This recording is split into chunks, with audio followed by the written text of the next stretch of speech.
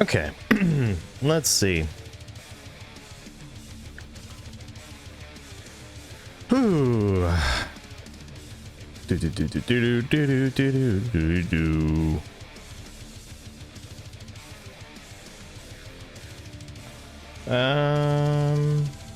Let's see.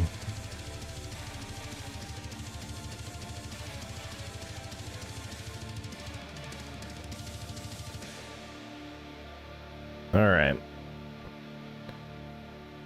So we're going to swap to Dark Souls 2, and we are going to make sure that it's actually capturing Dark Souls 2 and not Dark Souls 1.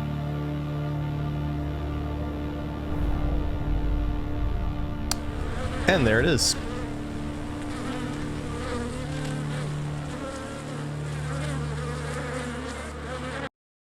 All right.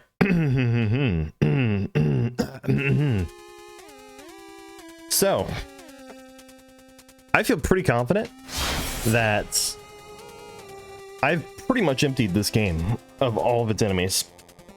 So what I'm going to do is I'm going to load up the character. I'm going to start from things betwixt. And then I'm going to just start walking around the entire world. I'm not going to walk to every corner. There has been no set of enemy killing and enemy disappearances that hasn't been documented on this stream and uploaded as a VOD on YouTube. So I will keep my Moonlight Greatsword on me.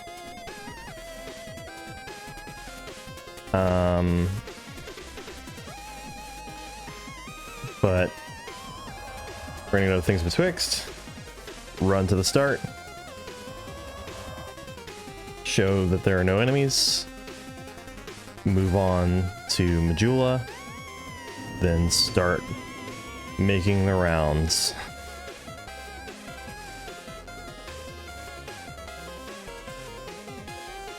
Also, I gotta find the original armor that I was using.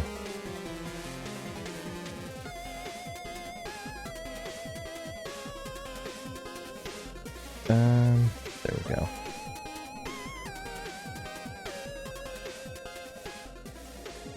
Okay.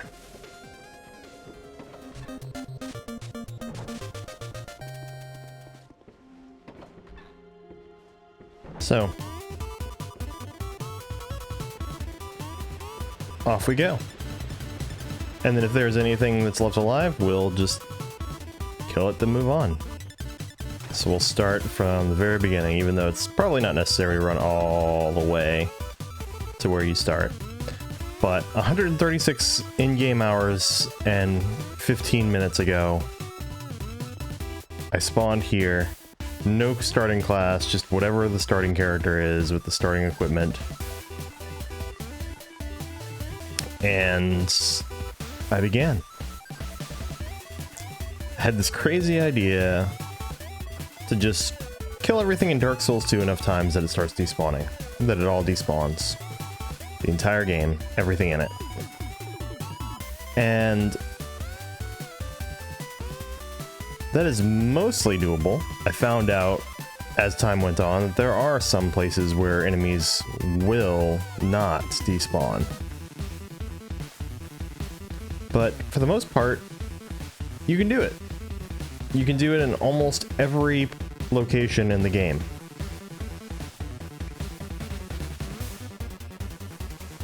In fact, pretty much there are like the soldier statue guys that spawn to like open doors and stuff for you in Drangleic Castle. Like if they all despawned, you wouldn't be able to open the doors.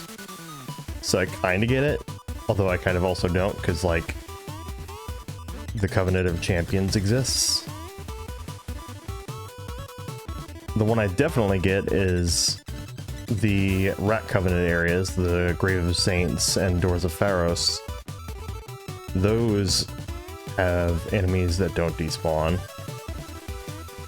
And that 100% makes sense, because that way the Rat Covenant can't be made irrelevant.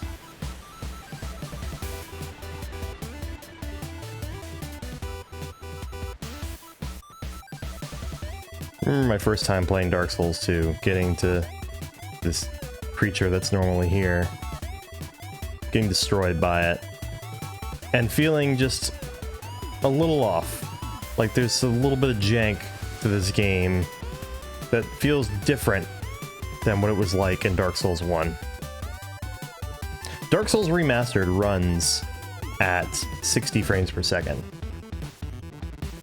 And it doesn't feel as weird as this game does. All right.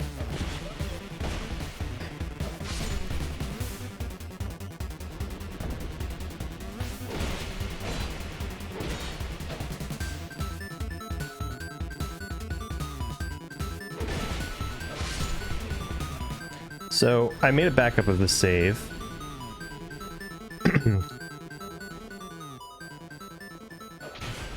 So I will be able to reload this.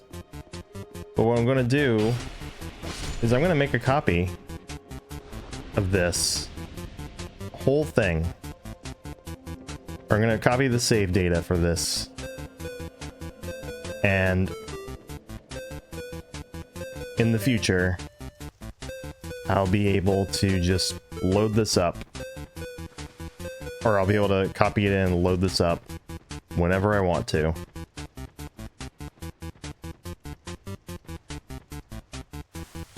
Ooh, almost died. You can see, like, hippo enemies are gone. All the torches are lit, so the enemies that spawned from that are gone. There is one area that is kind of an exception that I made. And I don't want to just restart the whole thing by using a bonfire ascetic. Aldia's Keep. There are enemies that yeah, let's go ahead and do some trading. Why not?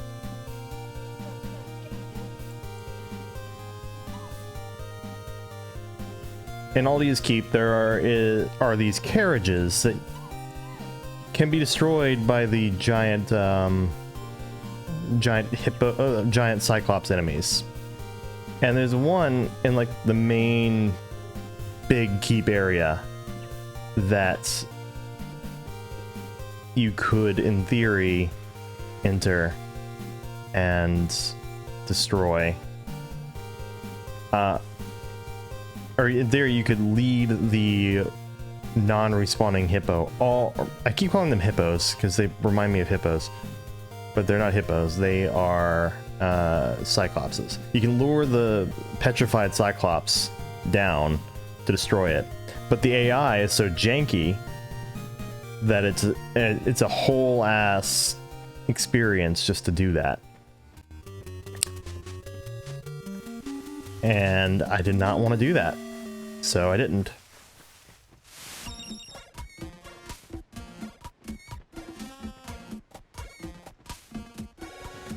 And I died because I pressed the button when I shouldn't have. Or let go of a button when I shouldn't have. That's beautiful. There are no enemies to kill me and I still managed to die.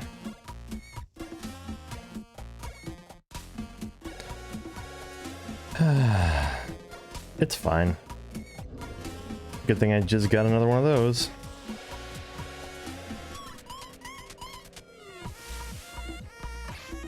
I believe it was this first one off to the right. Yep.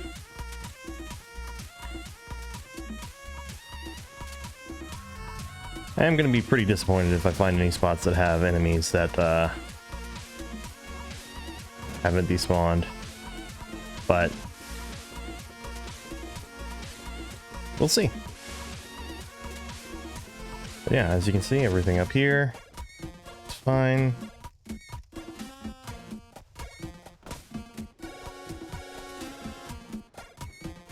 And I think that's it for things betwixt. I can wrap around to here. There's nothing really to show there. I think I've actually been through everything in things betwixt, so now I'm gonna go this way.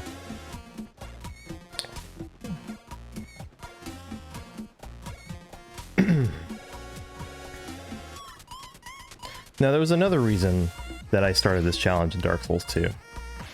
At that point, I had been playing lots of challenge runs in Dark Souls 1. And those challenge runs, some of them were legitimately challenging, some of them were like, whatever. And because I did them one after the other, I would learn little tricks. Like, here's a way to get a shitload of souls really early, relatively early, just by running around the world. And it'll help you. Alright. So we're in Majula now. I haven't killed the NPCs. Let's change that.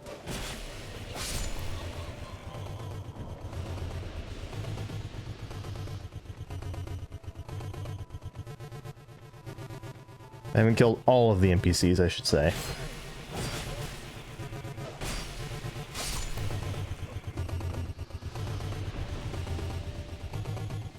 Oop. Oh yeah, the ladder miniature. You can't have more than one.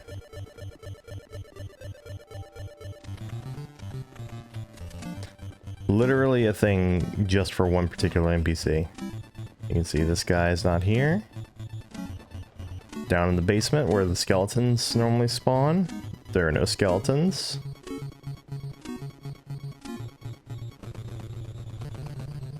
Not Malentia. Oh, yes, Malentia.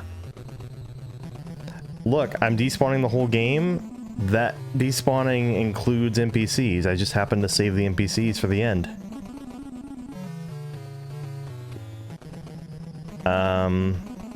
Hello, Argleblargle. Argleblarg. Welcome back. I'm literally just taking a tour of the despawned game world. Colan's next. I did make a backup of my save, so I'll be able to, like, have this save file that has all the empty world. I'm basically done. Like, all the enemies are dead. I'm just killing the NPCs and, like, touring the world as, like, a taking in the fruits of my labor kind of thing, because it's a lot of stuff.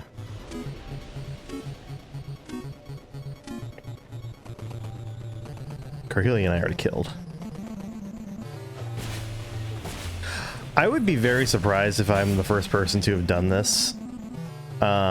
I'm almost certainly the only person insane enough to have done this on Twitch in like a full playthrough to show everyone.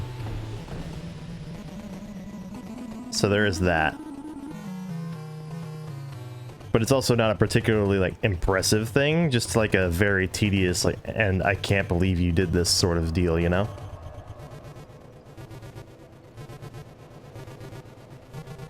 So. Hello, British Dragon. Long time no see. And I could 100% believe that Lobos Jr. did this in the OG release. Like, that sounds exactly like the sort of thing I could see him doing.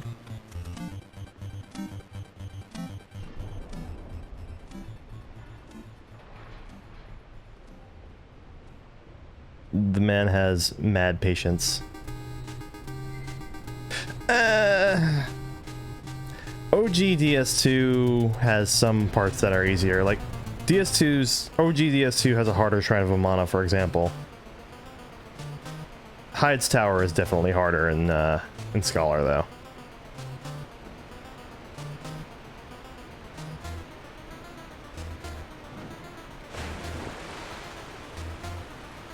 But also, like, Lobos Jr. has done, like... Oh, shit! I missed one. See, this is why I'm doing this. I missed one. One in this area, apparently. And it looks like an enemy that, like, only gets up if you get within a certain radius of him, too, so no wonder I missed him.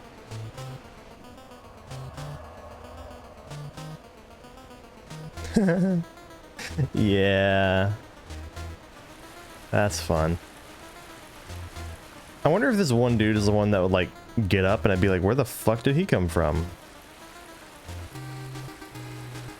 Oh, no, he straight up only spawns if you get close to him. I would find something that I missed.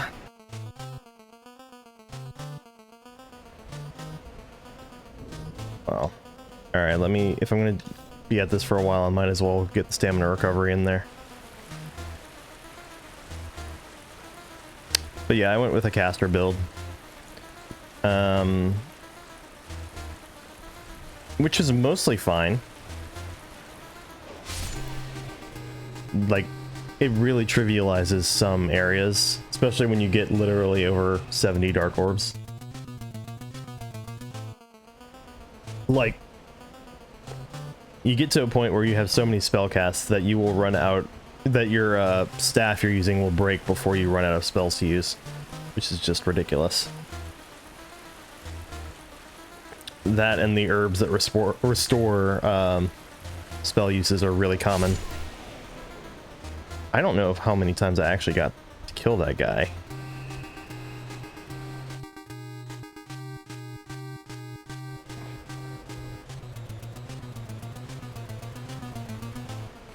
We're also going with 8-bit music today. See, every enemy like this is, that I find that was like off in a random corner somewhere makes me hate myself more. But also it's like, it's only going to be enemies like this that are left, that like you would never run into this guy in a normal playthrough.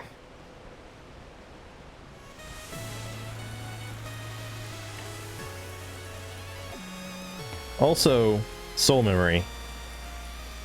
It's at 15,384,764. Plus 50.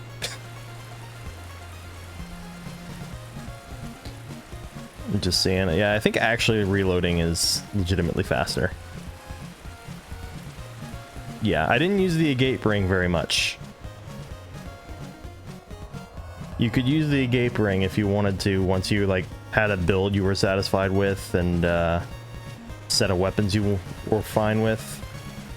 But I was like, my soul memory is going to be so high anyway, and after a certain point you're just put in the same pool as a bunch of other people, so it's really not worth it. Plus the servers are down and on PC and have been down since the beginning of the year, so yeah, that's so much faster than trying to run back to them. Jesus.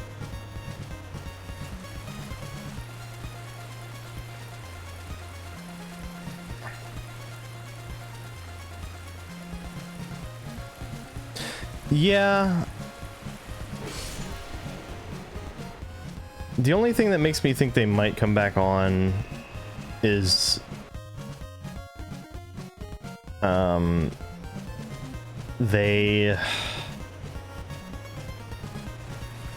Dark Souls Remastered is a recent enough release, and that's pretty much the main reason. Dark Souls Remastered is a really recent release, relatively speaking, so they're probably going to want to make sure that those stay on. Plus, they want to keep the parity up with the console versions, because I think the console versions, they didn't shut down the servers, because like the exploit that's the reason for the shutdown doesn't really work on consoles. I didn't kill this guy at all, did I?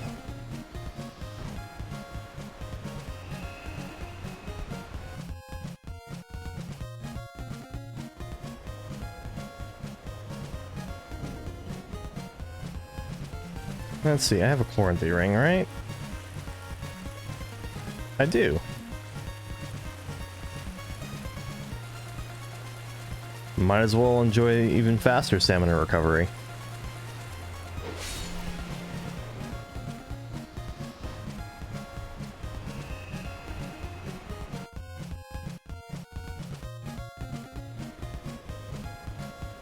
Right? Although this is Castlevania 2. Bloody Tears is from Castlevania 2, so...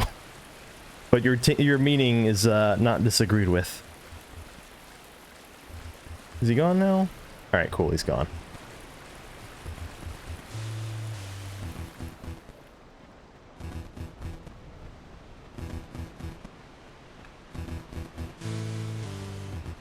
Battletoads soundtrack is also pretty fun. Even if the game is, it's Battletoads. So...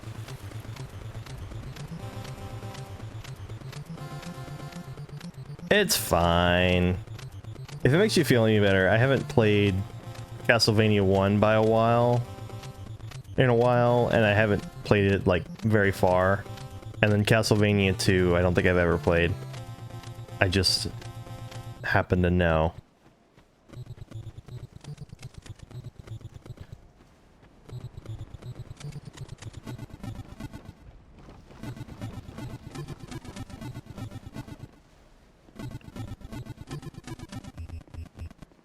It's,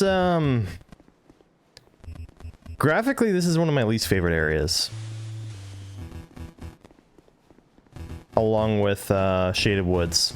Because, just... You can say it's probably... You can just call it moss. Like, it probably is just moss. But it has this very, like... muddy look to it that I don't like. Oh, okay, fair enough. Queen of enemies, yeah. Absolutely. Fair enough. Let's see. Yeah.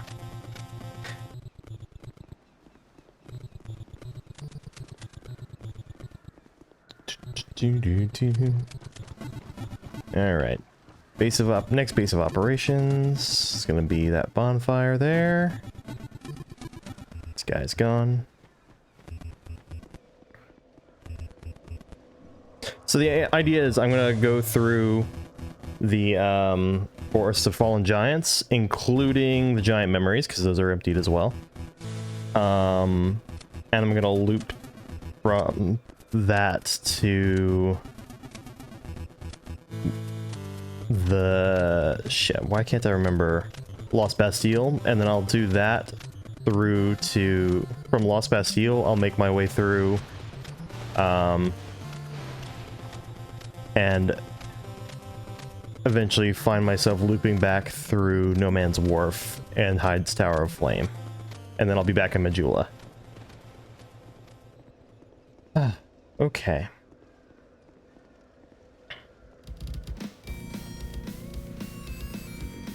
Oh yeah, that's right. I do have some 16-bit tracks because the Messenger soundtrack isn't here.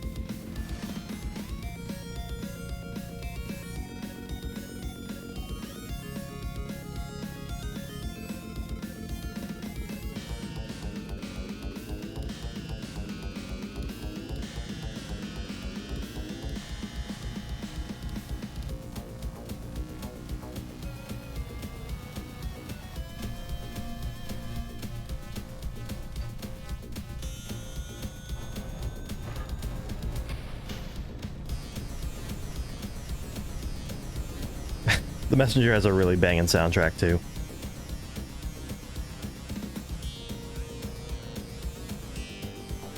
Alright, let's enter the giant memory.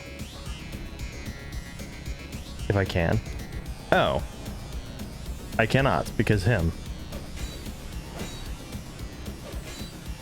Apparently I haven't killed Navlan.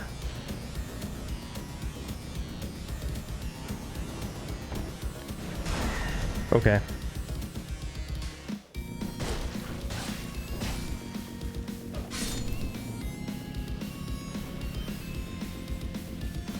He's a little weak.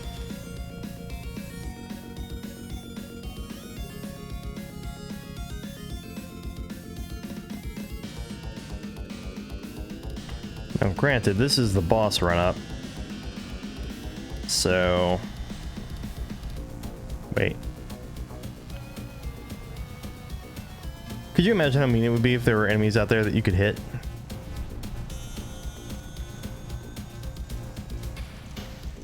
Ooh, that sounds fun.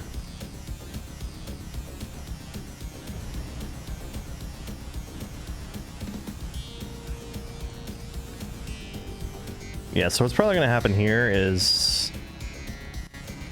Oh, shoot. Well, never mind. I'm going to get to the end of this since this is completely empty. I do have to admit, I do like the effect where you, it starts out black and white and then it slowly brings color back to you and, like, enemies in the environment. That's a pretty neat effect.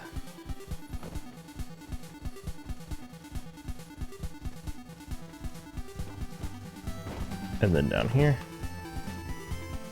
So let's see. There's this cave that has a turtle knight in it.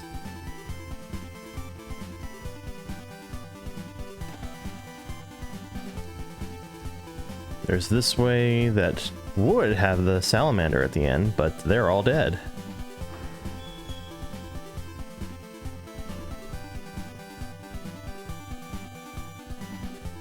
Let's see.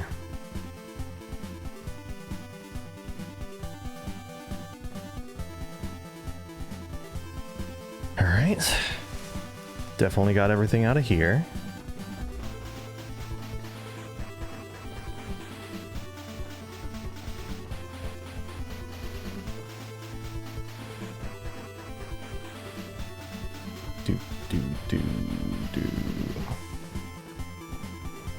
And you can see there are no enemies there, so I'm just gonna loop back into here.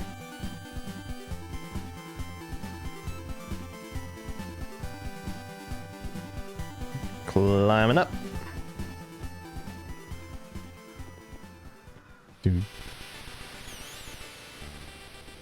I'm gonna go ahead and just go back down the ladder.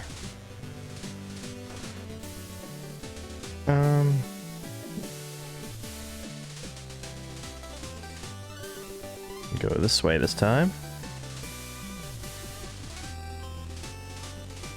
No enemy here. Through here, there should be no enemies. One thing I do appreciate in Dark Souls 2, even though it's like a part of a lighting system they had to like fall back on at the last minute because development was a clusterfuck. But like generally I like how like flame illuminated things look in Dark Souls 2. Like almost any area looks better if you're holding a torch, even if you don't need the torch to actually see.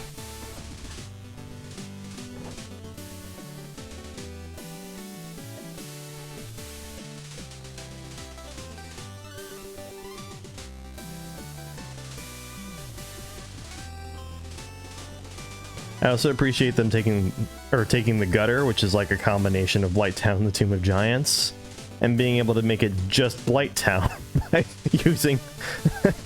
by using torches.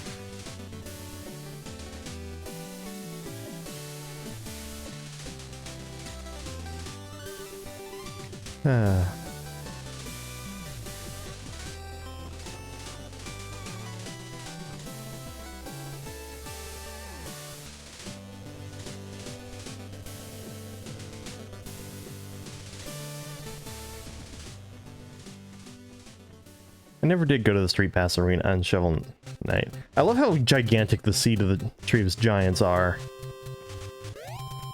And you can just like grab them and put them in your pocket. Like that thing has to weigh more than I do. And I'm able to just pick it up and grab it.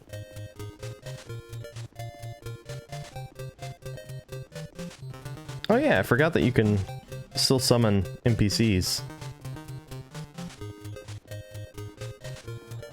Summoning a shade.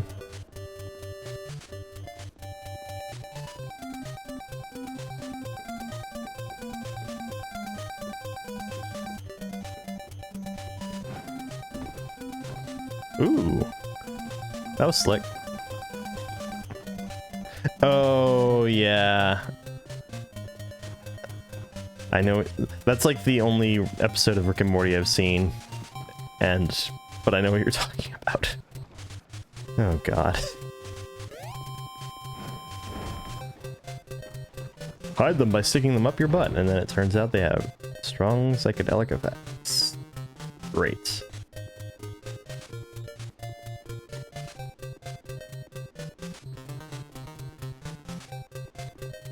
Alright.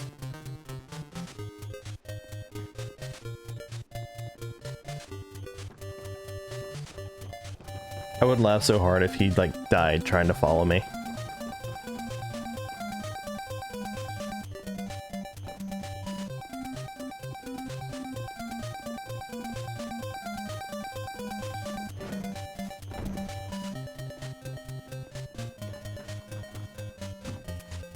Alright, back up we go.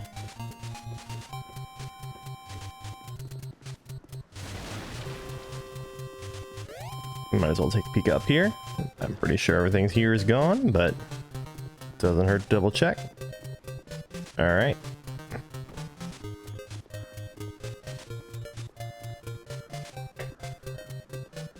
And then there's the ambush from hell, which is even worse in New Game Plus.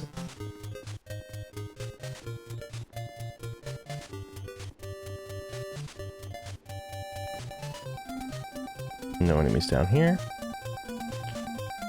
No enemies in here. Nice fucking lighting system. And I don't think there are naturally no enemies in here, so. Where is... There it is.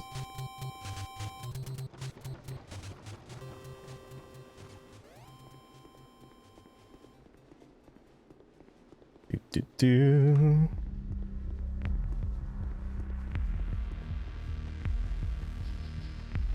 And then there's this giant tree over here. Am I unable to enter the memory? Am I being... Oh, I see. Whoops. Me being cute and summoning the phantom.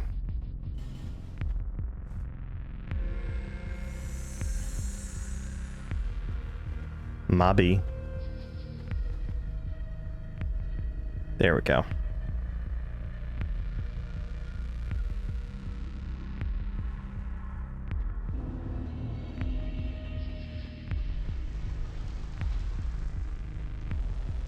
I guess it starts a little more sepia tone. Okay.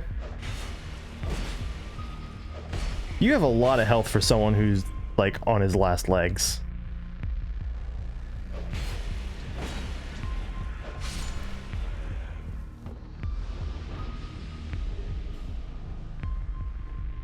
Okay.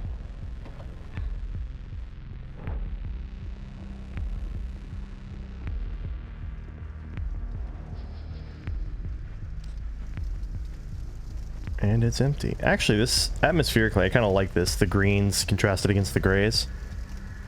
It's not bad.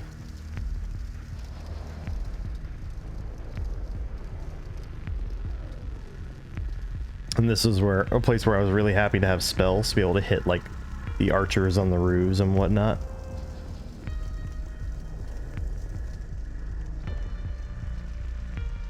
That said, I mean, after a certain point, you can just respec into any build you want, basically.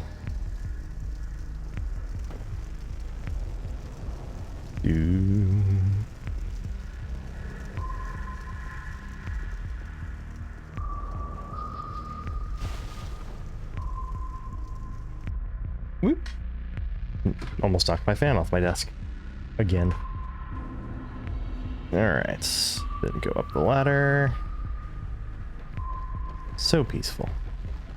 It's like the aftermath of a battlefield.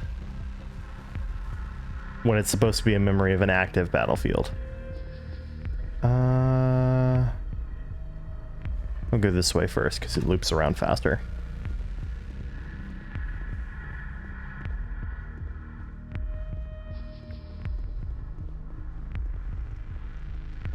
Yes, there are. So enemies in the Doors of Pharos and the Grave of Saints don't respawn or don't despawn, because that would neuter the Rat Covenant otherwise if it worked that way. And then there are... So this is the case for some, but not all, of the statues at Castle Drangleic.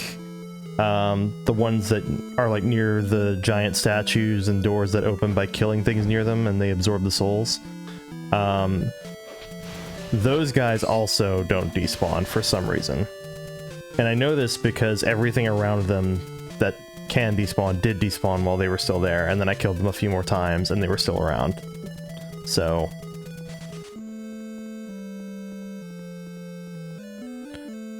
I think that makes sense because they want you to still be able to open the doors even if you just mindlessly kill them in the wrong place over and over and over again. But, I mean, keep in mind, one, I don't think that sort of attitude fits with Dark Souls in the first place. Two, you can just go Covenant of Champions and then every enemy's back. So...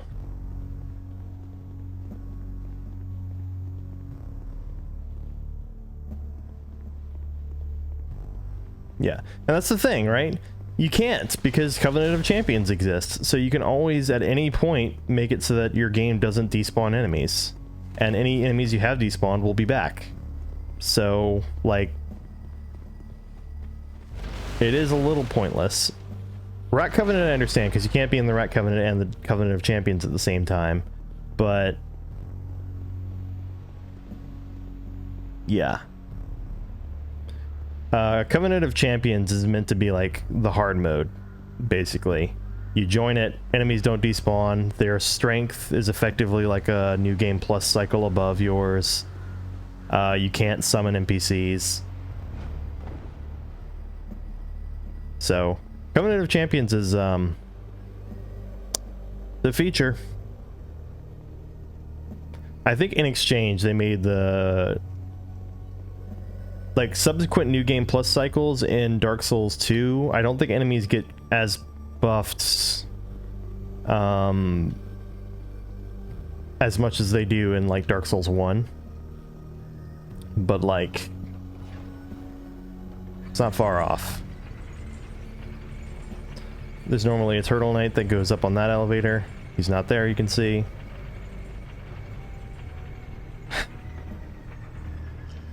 Although Dark Souls 2 New Game Pluses do add more enemies that don't get added by Covenant of Champions.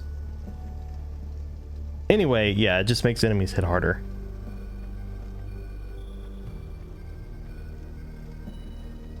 And gives them a bit more health.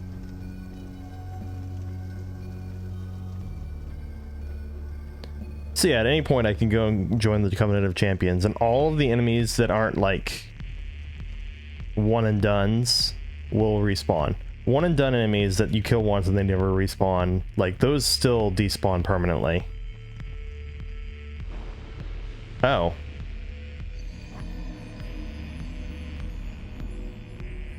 I didn't know that was a thing.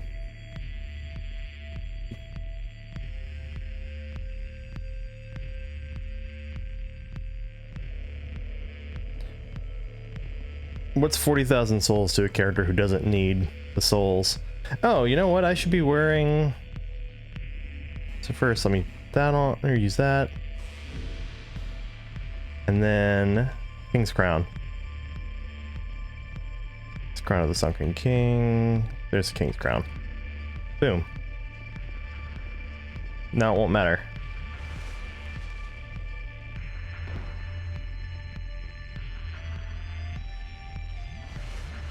That was close. Yeah, I didn't realize, somehow I didn't realize that these were instant death pits. Alright. And it's gonna be just faster for me to take the feather back.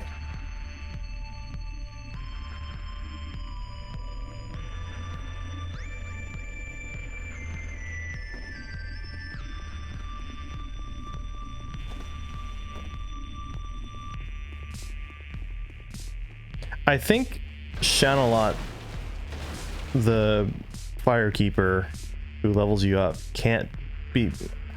well, I don't know if she has a gravestone or not. But I think she probably would, right? So you just pay more souls to be able to access level up services if she's dead permanently. But I don't think she can die permanently before she gives you the feather, or that, or when you kill her she gives you the feather and then she's got the gravestone afterward. It's probably that one. I've never tried it because killing the character that makes you level up just sounds like a bad idea.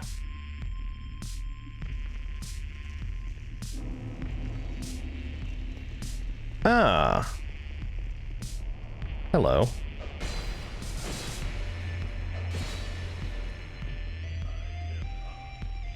Fair enough.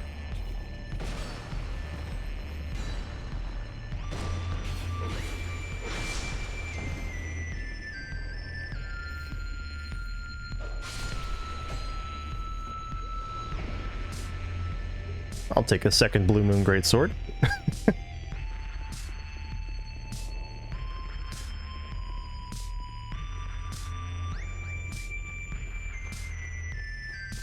Yep, as you can see, this is emptied.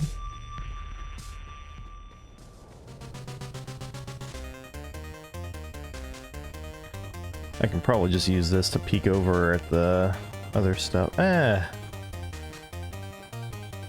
I can't see up there anyway. But I should be able to see into there, which will tell you that I've also made the enemy that there's a giant that's in there that is also despawned. So, I was very thorough in the memories.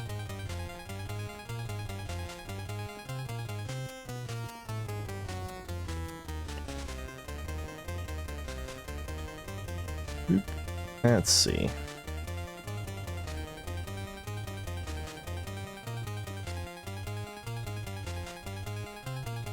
And there's this.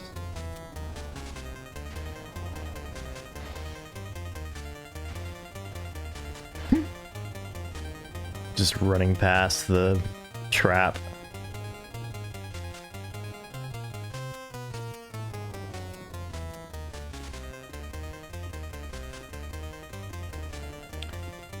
And boom.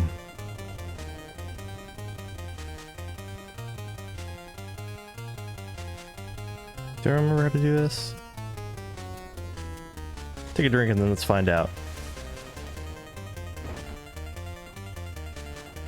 Ah, very good.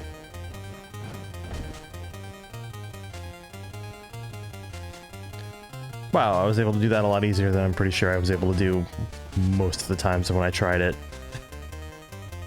Alright, and there you go. That's everything in the Forest of Fallen Giants, including the giant memories.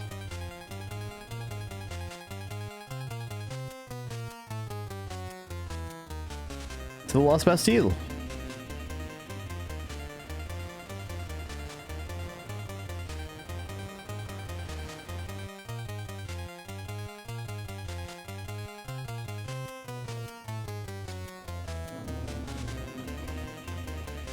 Might as well make this the home base in case I do something stupid and fall to my death.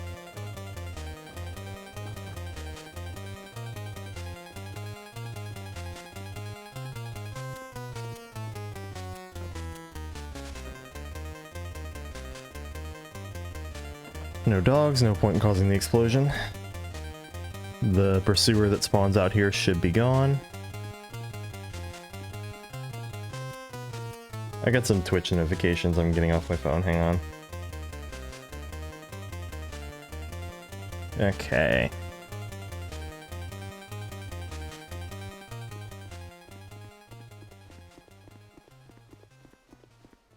Let's see. Lucatile kind of disappears on our own. I'll go this way first.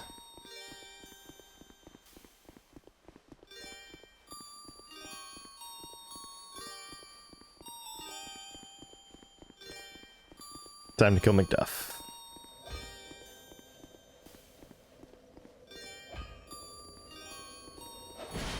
Ow.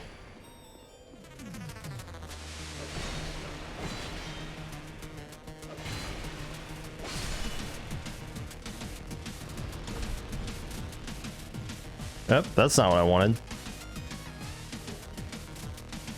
I forgot that he had...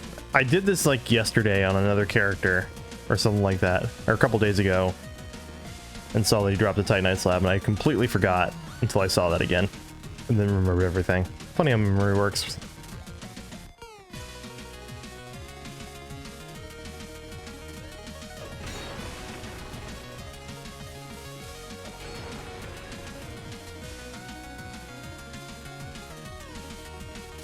Thought I heard a sound for a moment there that shouldn't be.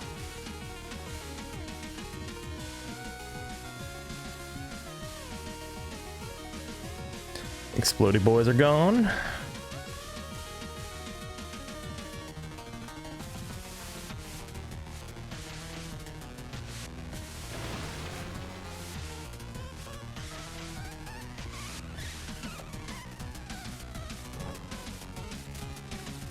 Man, the soundtrack to the Messenger goes so fucking hard.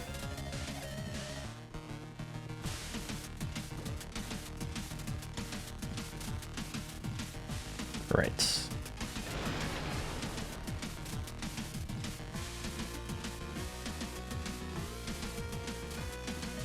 Do.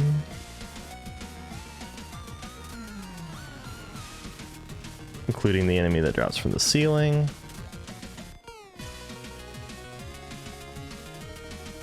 Whee!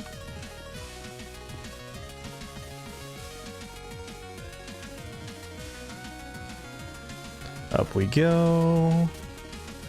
That is not death. That is a completed loop. Haha.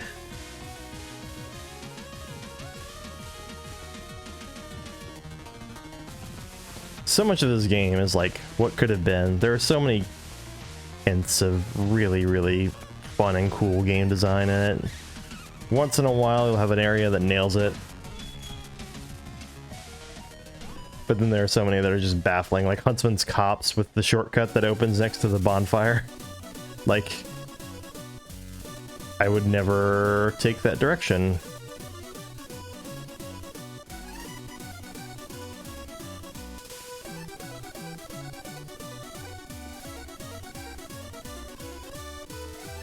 I made a clip of me pulling out the Chandler's Trident and doing the dance while this piece was playing.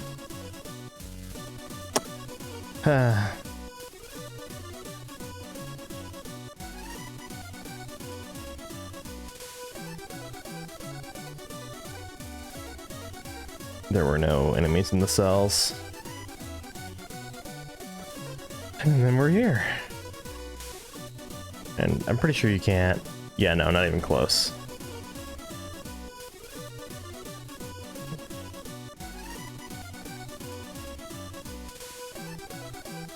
Alright, and that's the Lost Bastille. Or most, that's a large portion of the Lost Bastille.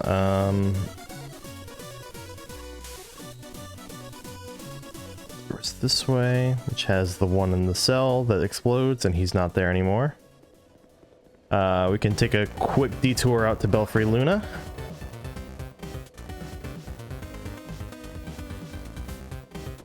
Which should be... Bellkeeper should even be dead. Right? Yep, I killed the Bellkeeper at some point. I think I killed the Bellkeeper after I got to rank 2 in the Bellkeepers from killing the Mad Warrior offline.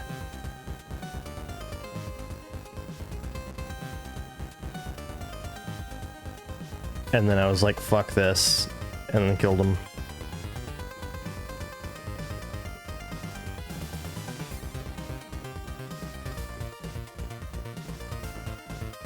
Nothing, nothing, and nothing. Back down we go. Out to where the gargoyles were fought.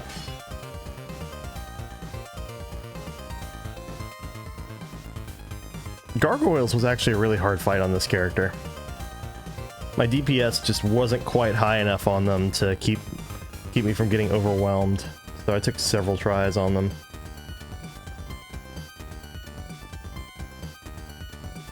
Alright, there's this bonfire.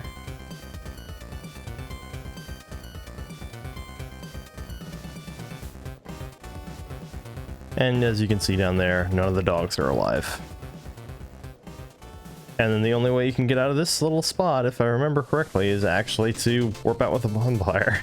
So... it's really dumb. So we were at servants' quarters.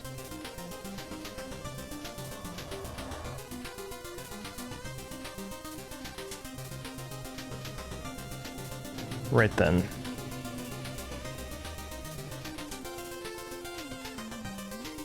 So then you could go this way, over here.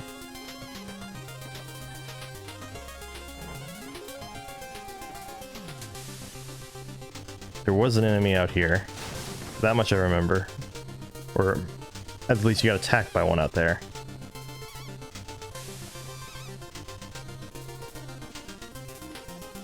You can go up the stairs. This is just an area we've been to before. I will probably be jumping over there in a moment. Let's see. I will say Lost Bastille looks a lot better than Forest of Fallen Giants. Like, by a lot.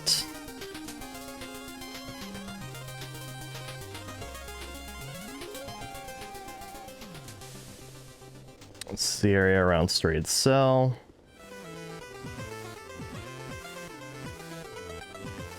And the run up to the what's it called? I'm so messed up right now.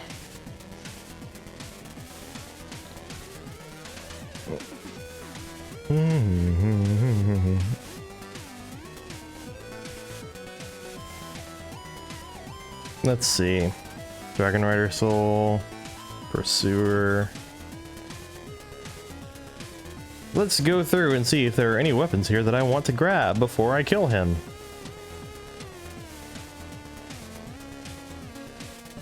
If I remember correctly, like, almost all the boss weapons suck really badly.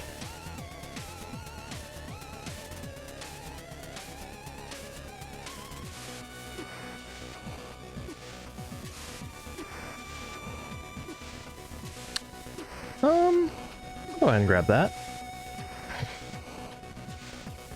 Better choice than the arc sword and warped sword. Sandstone axe is too much strength required.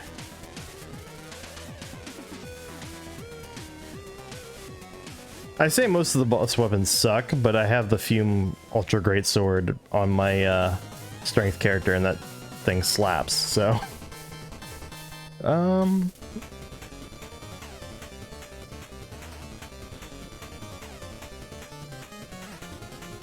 I'll grab that. Why not?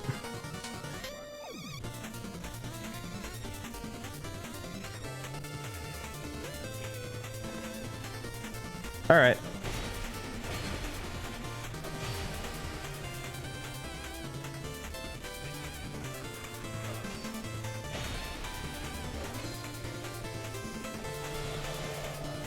Ooh.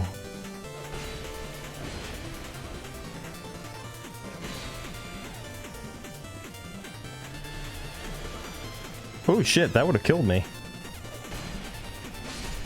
Straight's pretty strong.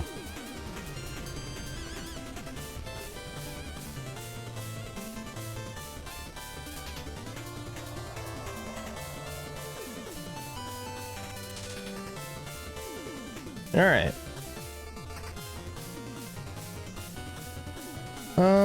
Let's finish looking around Lost Bastille before I head out.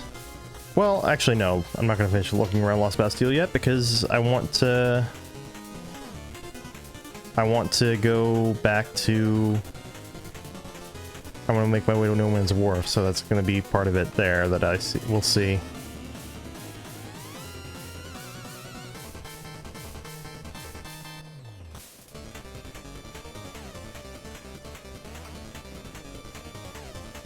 Having the bonfire before Lost Center be here is kind of a dick move.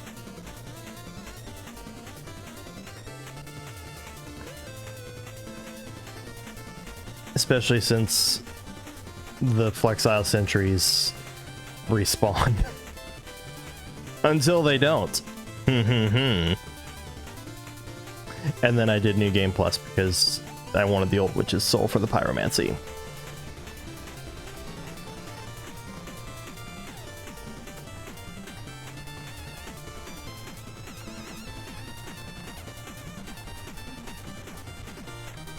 Down we go.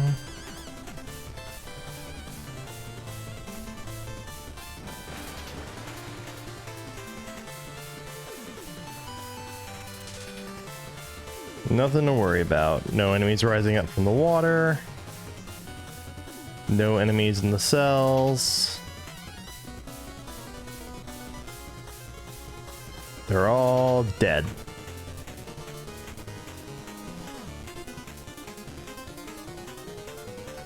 And then of course you've got Lost Center.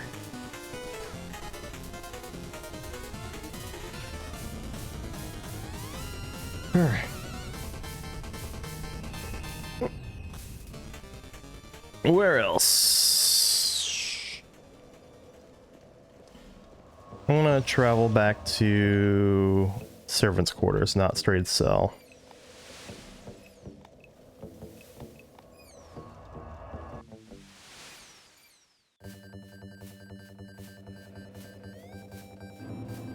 It's been a while since I did this, so I think if I jump across the roofs, it's just going to reconnect to the same area as before.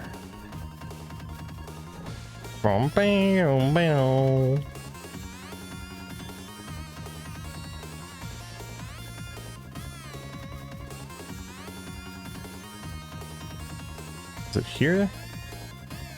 There was actually one spot where you can drop down to a ledge, if I remember correctly, but not here.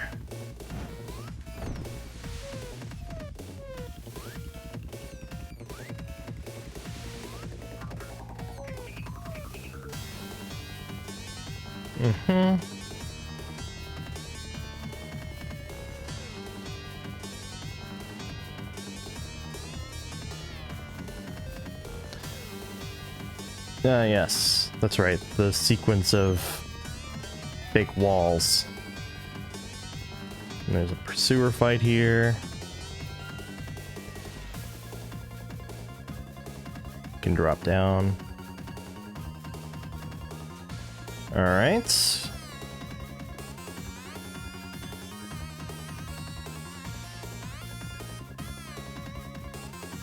I think I have to. Let's see.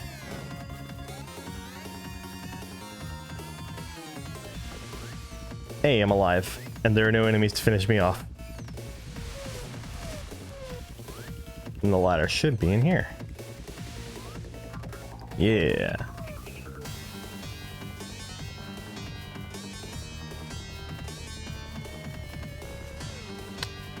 If there was an enemy over there, they're gone. That's the area you can drop down. There's an item over there. Alright, to No Man's Wharf.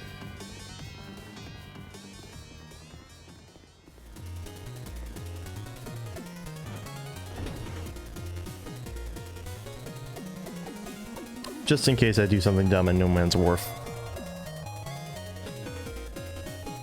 Although I think at that point I probably would just warp.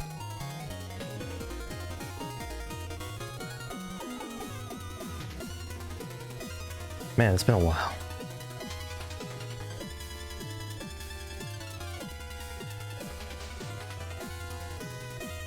It has been a hot minute since I've been over here.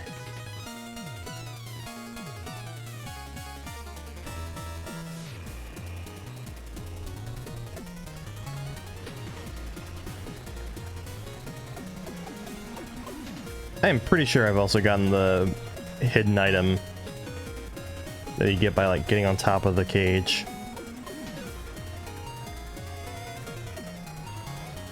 Oh, I have not. That's interesting. Oh! Another spot I missed.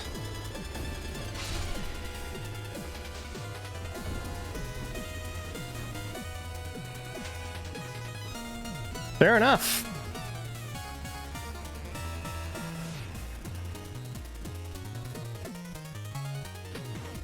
Fair enough.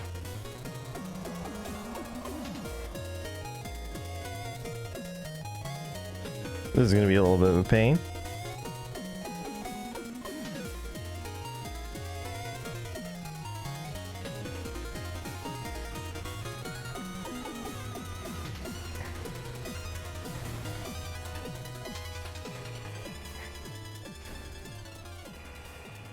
Alright. And then I don't remember where exactly.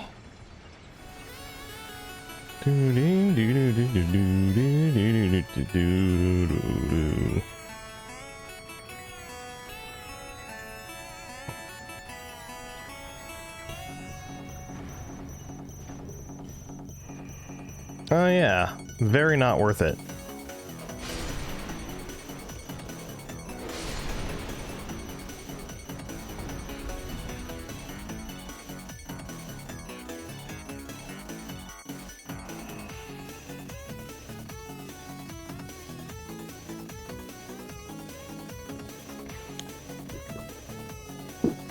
Man, I remember getting to this point in the Messenger, or at least in the 8-bit version in the past, playing through it and being like, that was a cute game. And then I,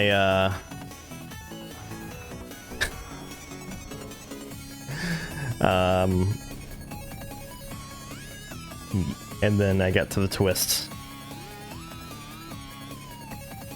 Oh wait, no, never mind. It wasn't much of a twist because I'm completely misremembering how it went down. It's not much of a twist because, like, one of the selling points of the game is... Okay, it is a twist, but it isn't a twist because it's, like, spoiled for you in the marketing of the game that you go back and forth between 8-bit and 16-bit.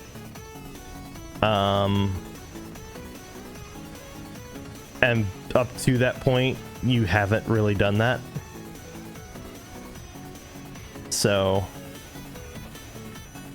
the way they implemented it, it was really good. Like, great way to visually represent past and future.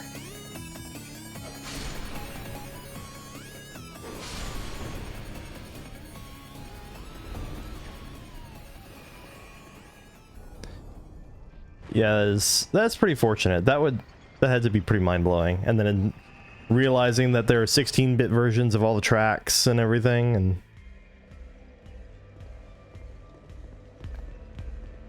that must have been nice.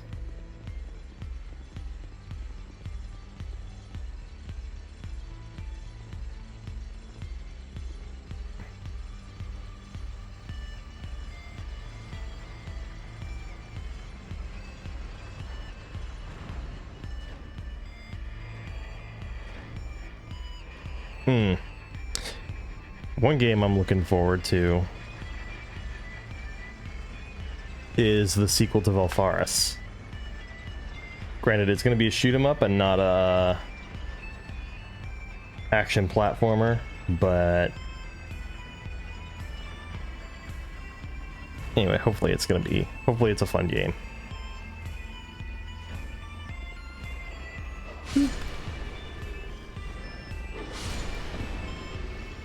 Wonder how I forgot about these guys.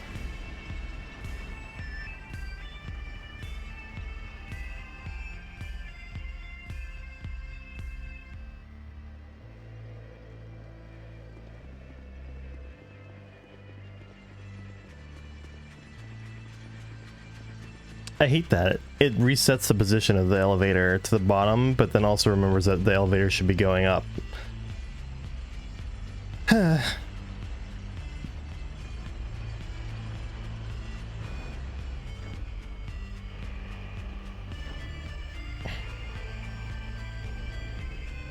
Still not as bad as Frigid Outskirts.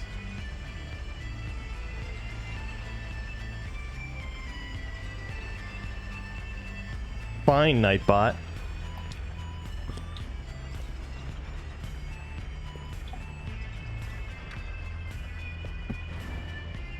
Didn't need you to hear all the water sounds.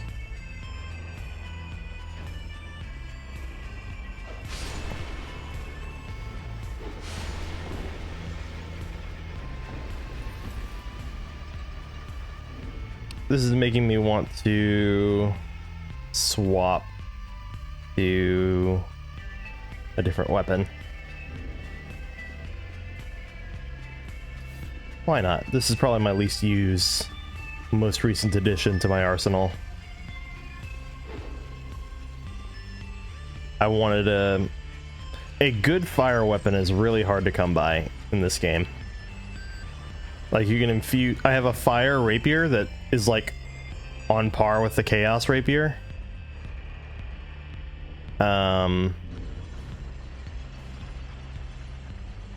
This guy is pretty good. And then I have a Black Knight Greatsword that's also pretty good. But yeah, this made me wish that I had emptied the Crown of the Iron King DLC before Ivory King.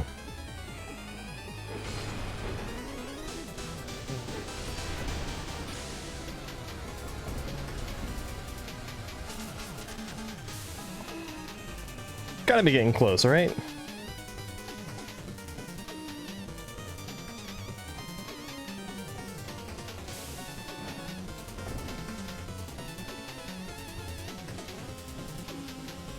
Oh shit!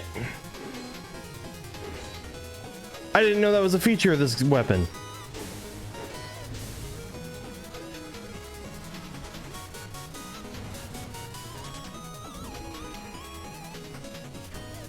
And suddenly this weapon is a lot better than I thought it was.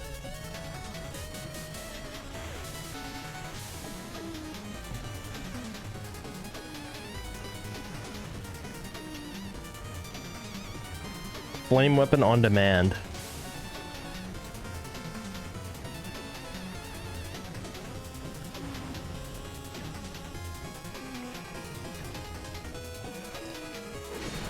So 473 versus...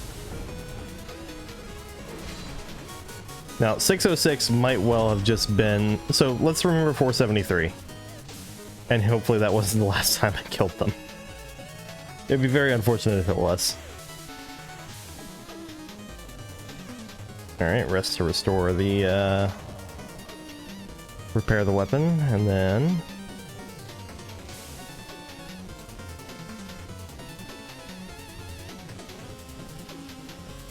Might as well walk instead of sprinting.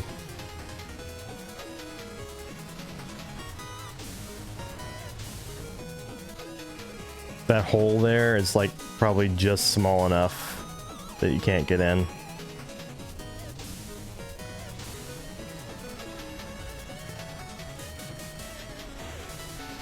So 473 is the number. I dislike that this game doesn't show you the actual, like, change in attack rating after, like, two-handing and after,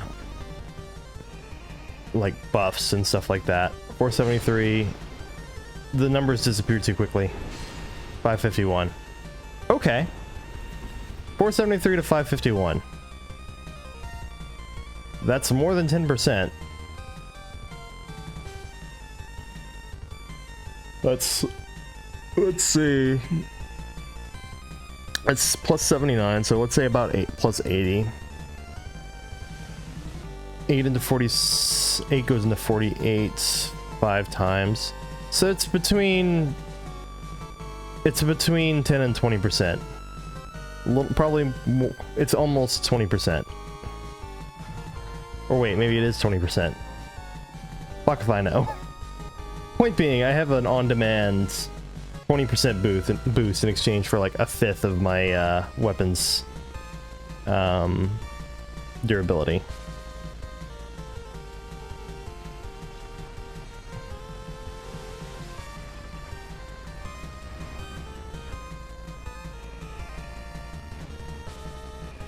I wonder, are there any special attacks it can do after that? Nope, it just recoats it. Got it.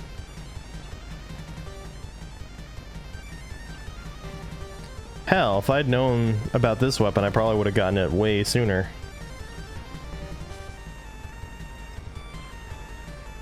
On-demand flame weapon is so good.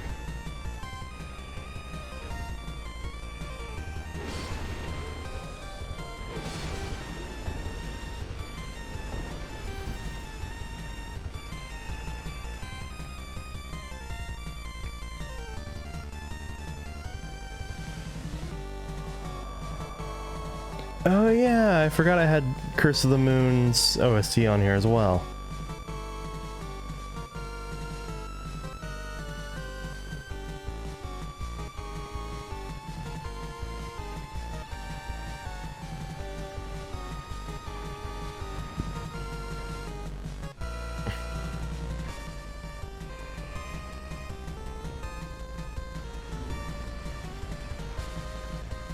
Let's see.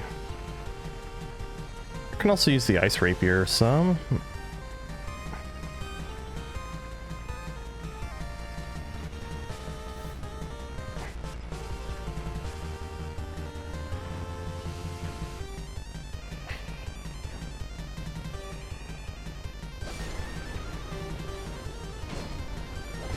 Oh shit, doesn't even one-shot him. Let's use a different weapon then.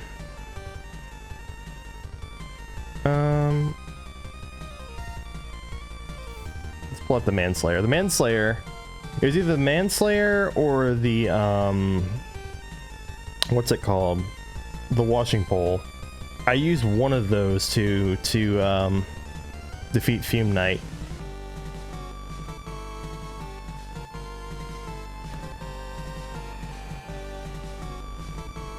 I think it was the Washing Pole, but I think, no, it might have been Manslayer, because combined with Engraved Gauntlets and getting the counter damage, it was doing like a lot more damage.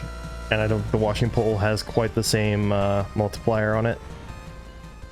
Damn, these guys, did I like not kill these guys at all?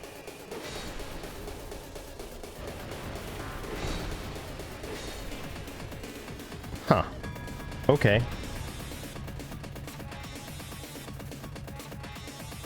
Oh, I do have the Black Knight Ultra Great Sword. And I'm actually technically able to wield it. I definitely don't have the Twinkling Titanite for it, though.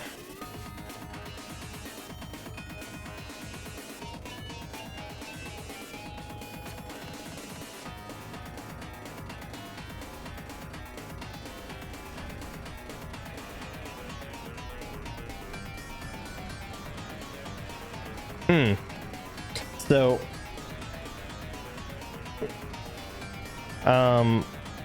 my family, growing up, so I was more of an N64 kid, but before the N64, we did have a Genesis. Okay, this place is empty. We can move on.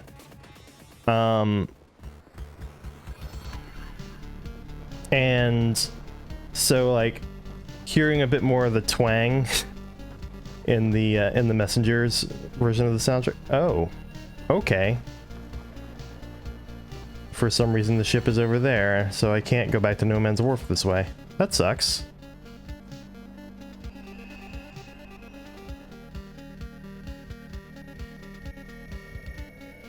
It should at least unlock being able to go back after you've cleared No Man's Wharf. It would be pointless, but oh well.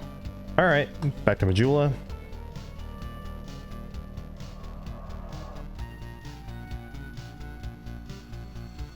Still glad I went that way, because I caught enemies that I didn't know I hadn't killed yet.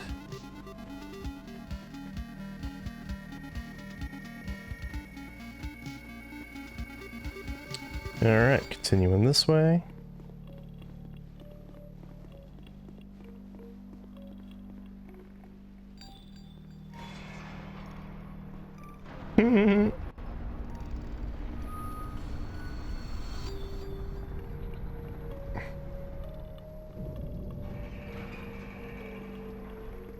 What a funny character. I appreciate the lack of subtlety compared to characters like Petrus from Dark Souls 1. But also I miss the subtlety, if that makes sense. Like, when satire or a joke is that in your face, there's something just kind of absurd about it that makes it just more funny. But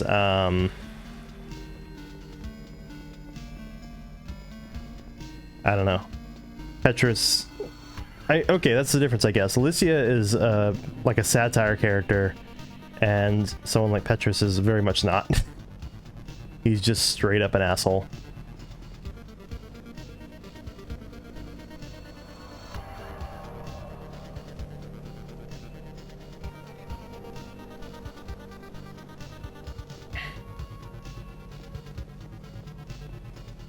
I wonder how I would feel about Dark Souls 2 remade in Dark Souls 3's engine. / Elden Ring's engine. That sounds like it would be an interesting project. I think there's actually a mod out there that makes Dark Souls 2 feel more like Dark Souls 1, isn't there?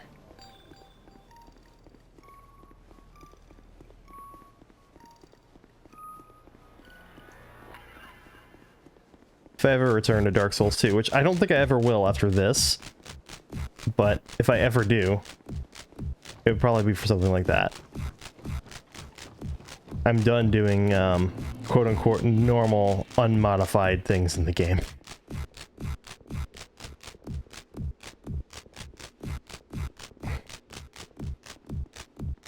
Alright, proof that he's gone.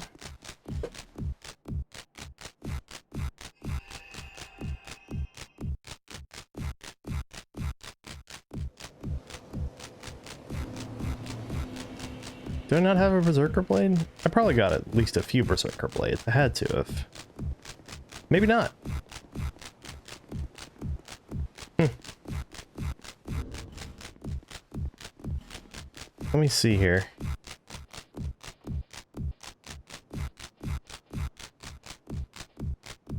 Nope.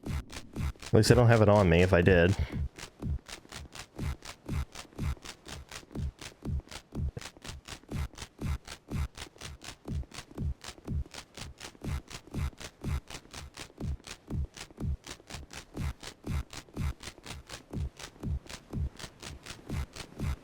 Tide's Tower of Flame.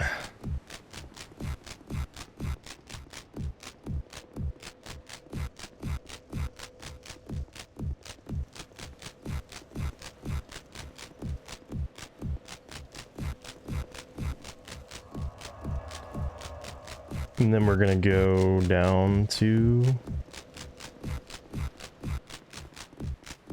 No Man's Wharf finally.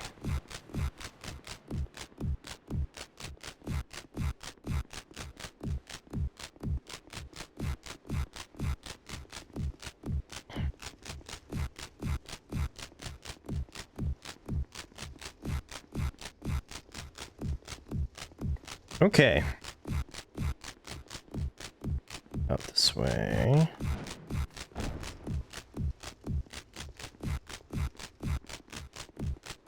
I think I was smart and specifically waited until I had the items necessary to make this area easier to clear. Or I say easier to clear. You need to, there's a statue blocking access to at least a couple enemies. I'm pretty sure I waited until I had an extra fragrant branch for that.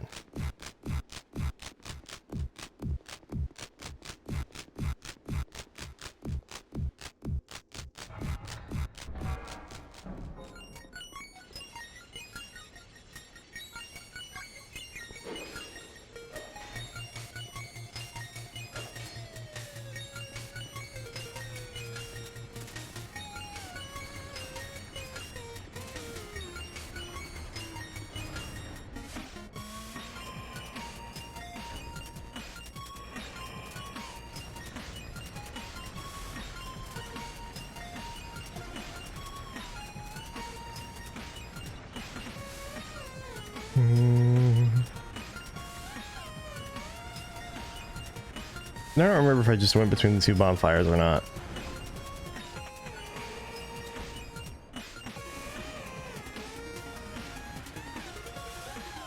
I may well have. Let's see.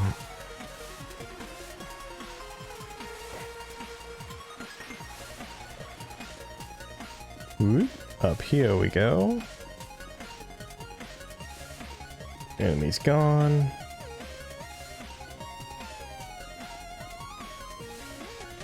I remember coming over to this door and being like, that's disappointing that there's no way to open that.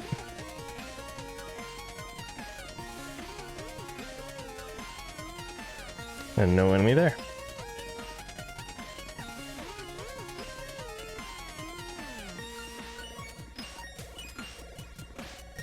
I couldn't quite place where until I looked over at the title, like where this music was from.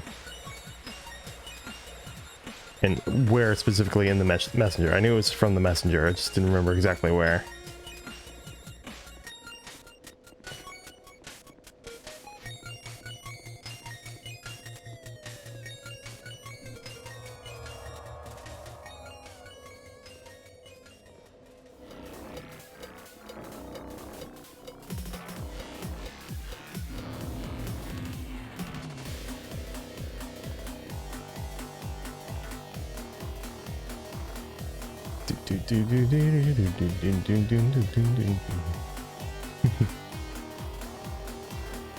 No Man's Wharf should be nice and empty.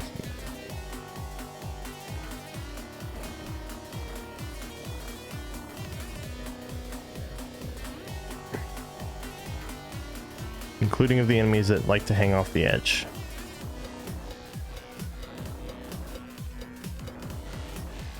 Nothing in here. Or here.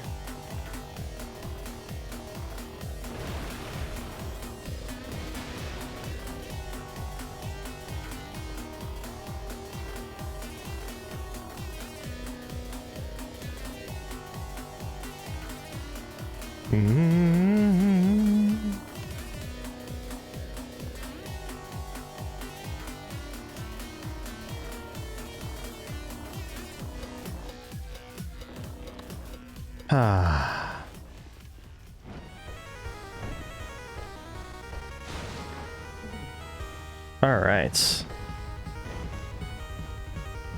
It reminds me of an English teacher of mine's one of his favorite ways of saying he doesn't care. Behold my field of fucks and see that it is barren.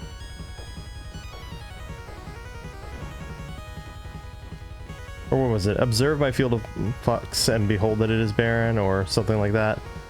See, now I'm just ruining it by going back and back over it. I'm just gonna shut up now. Behold my field of fucks and observe that it is barren.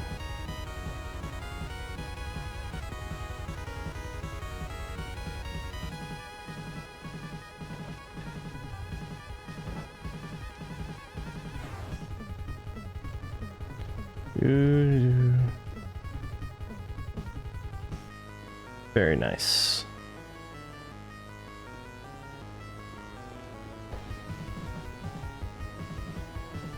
I think all that's left is to check up there. Probably.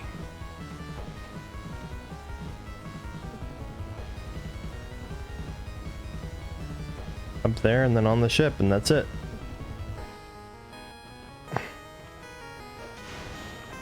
I didn't like the way those boxes were looking at me.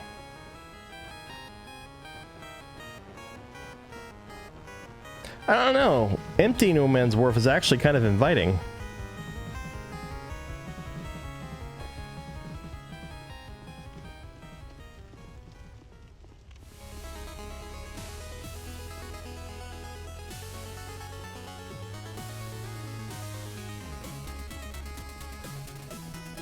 Let's see. Area.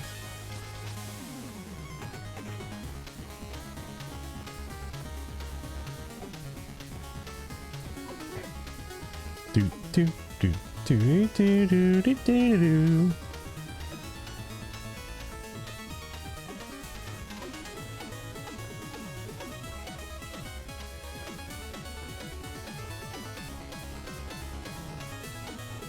Oh, this is the Spectre of Torment version. It's like, why does this sound a little different?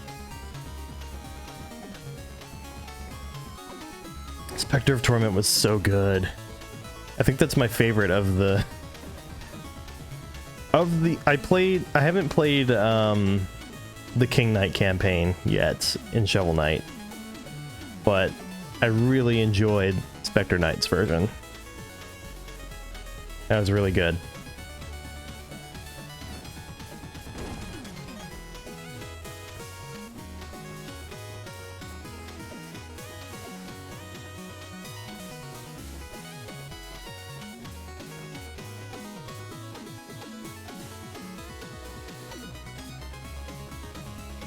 And so it is shown.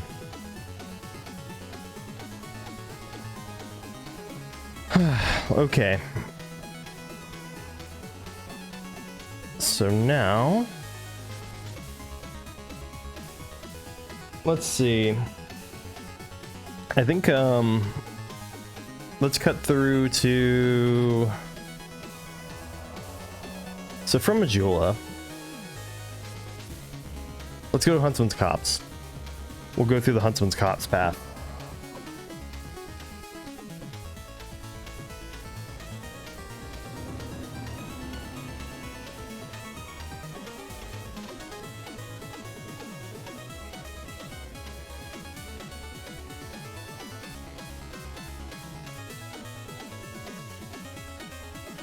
Let's see.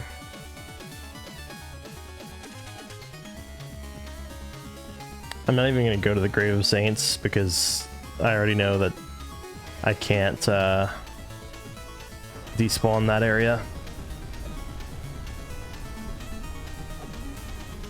I've killed the boss there, but that's like that's in a VOD somewhere.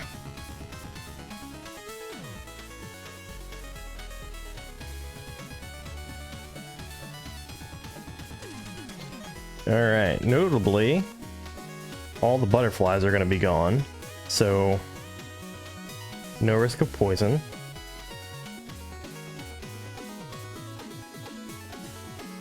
I believe he was one of the... Oh no, he's still alive, because I was like, you were one of the most important characters for me.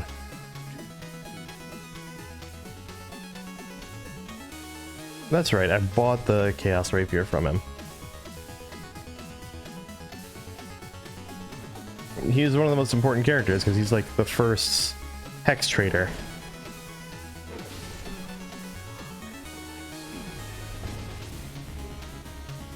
And the Sunset Staff is the best Dark Staff, or Hex casting staff.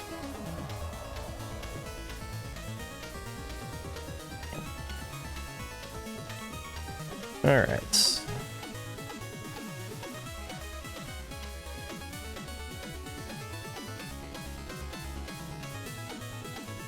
So, no butterflies in here. None down there.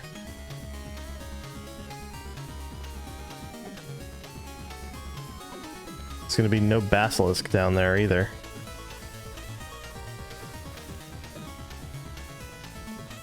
Move through here just to show. I can actually open this door without getting attacked.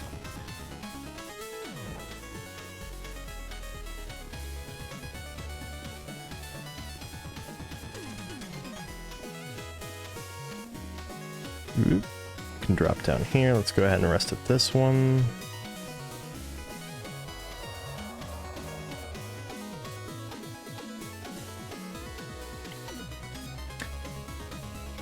They really should. I don't know.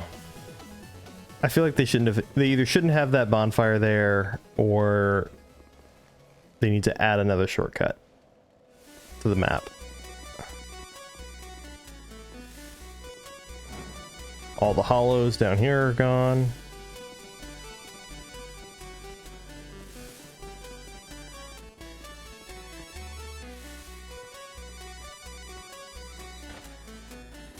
I forgot that I actually opened the way to this.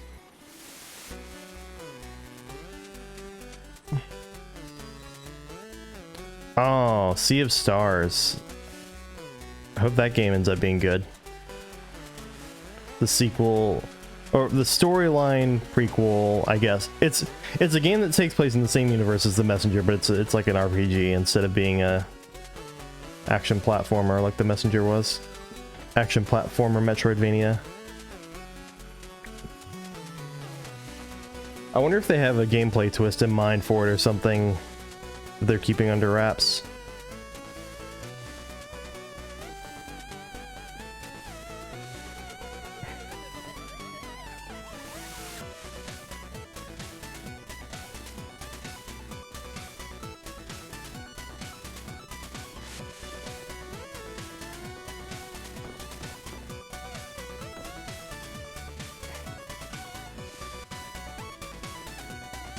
Let's see.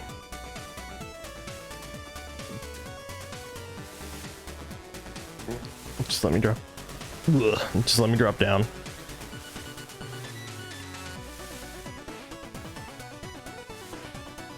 Alright. Nothing here. Oh man, this one was early on.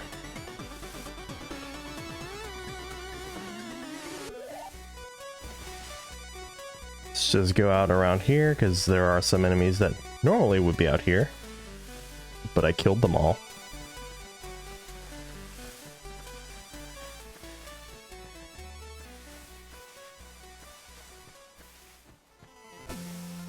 Including the ones that would be in here.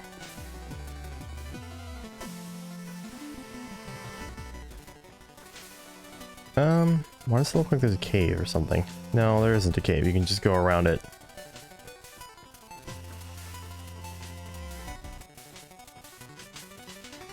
I'm not gonna go in there, but should be able to... Oh wait, that's right. I forgot about the little tunnel. Oh no, it just wraps around. I'm not going in there.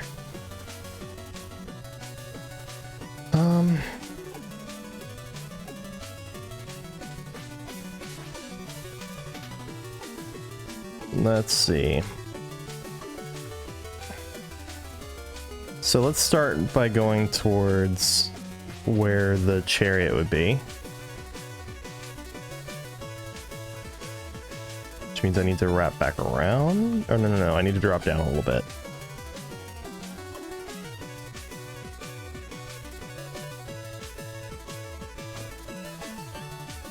This way.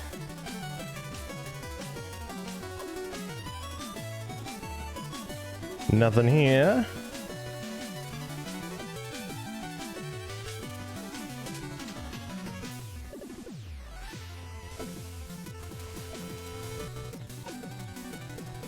Or here. Yeah, I've been going for almost 2 hours. And I should have been able to tour more than just this, but this game really messes with me. Titchigrin is dead because I killed him for his scythe and then discovered I don't actually like his scythe. Oh, hello.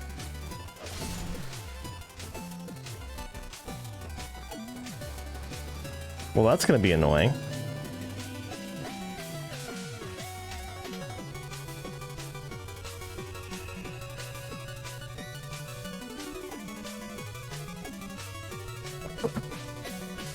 Alright, let's see.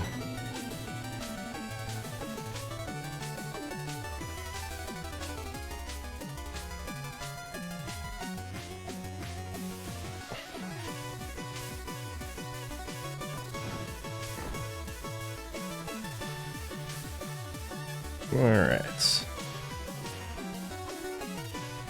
This is a little bit of a long run to kill one enemy.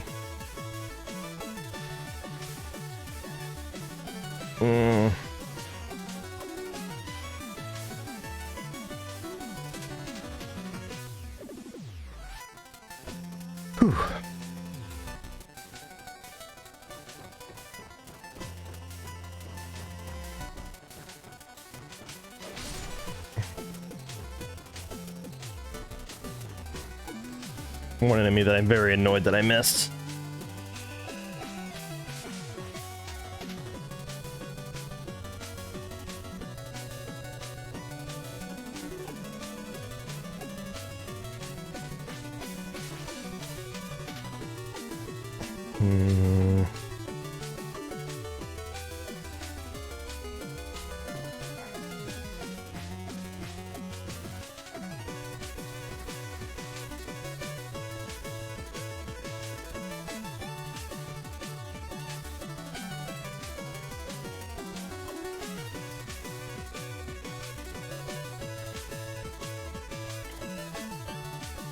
All right, let's see.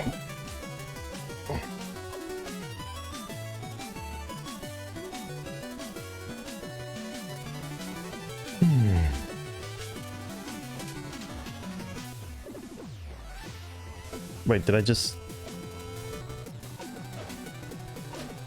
He's easy to pass up.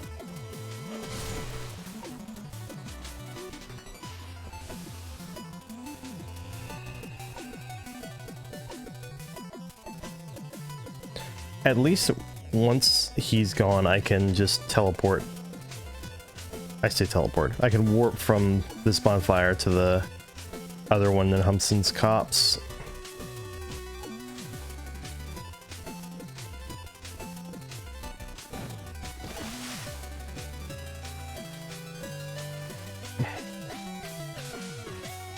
Let's see.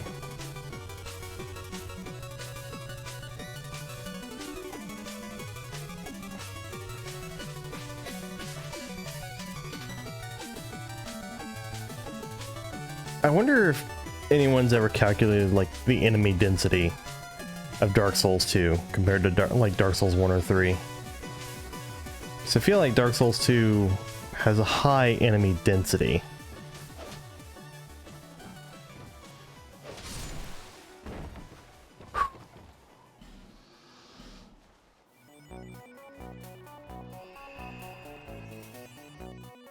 Hey, we heard this one not too long ago.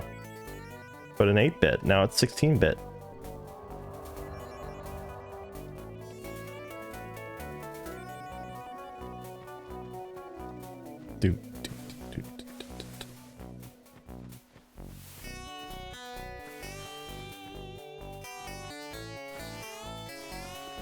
Even got the ones that only hang off the sides of the bridge. They do amusing ragdolls into the abyss below.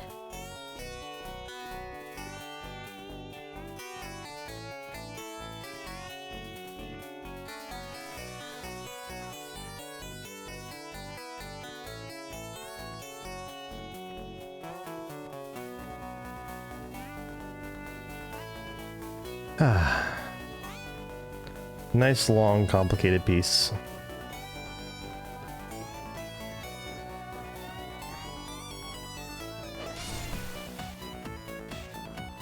I need to see if I can see that guy from the starting area, because if I can see him, I can just hit him with an arrow or something, and that'll be a lot faster than running to him.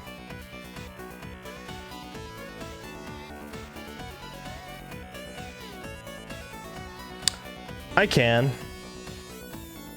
Wow, that's a lot of time I could have saved just by using this instead.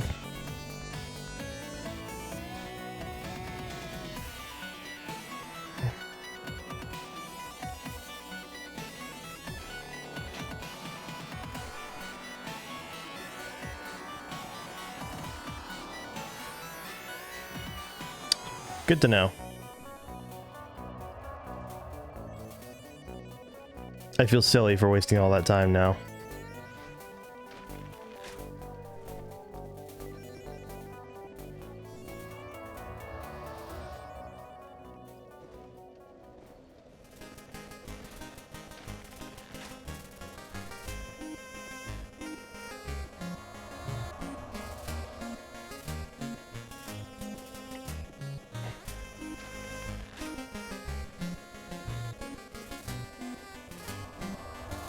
Alright. Yeah.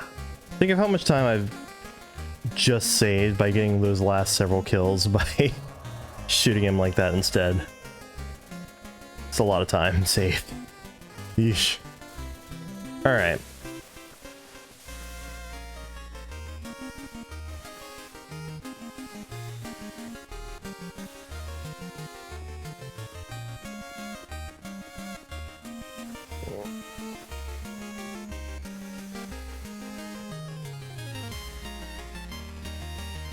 Alright.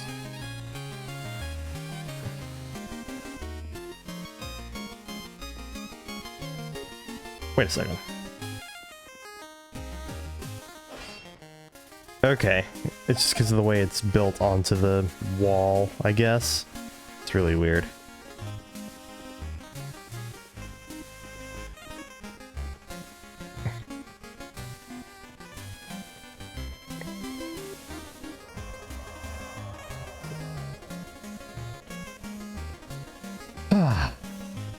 Two paths here. Left path.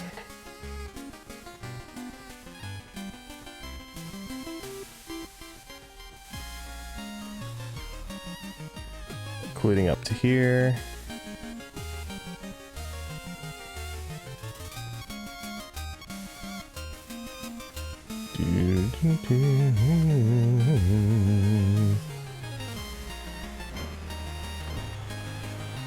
Whoop.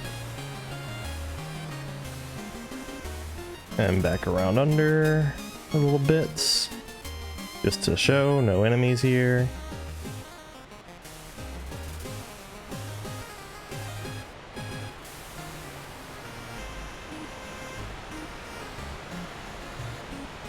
Nothing there. And then I'm gonna loop through the cave. Actually, I'll go through from the bonfire through the cave, and that'll save a little bit of time. There we go. All the enemies in the cave are gone as well. And because I'm king, curse jars don't affect me at all. I'm king. Even though, never mind. Don't go there. Don't go there. Keep it.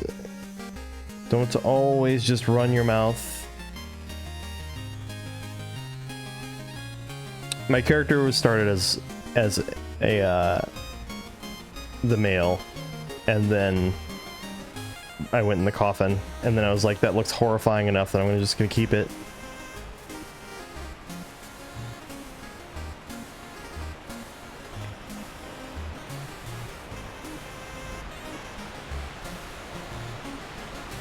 Somehow that feels shorter. You know, I think it might actually be shorter. Alright, then you've got skeleton lords.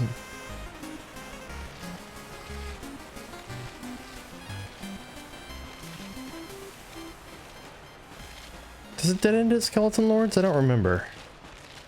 I thought it didn't. Pretty sure it doesn't. There we go. I think this leads to doors to the doors of Pharos, maybe.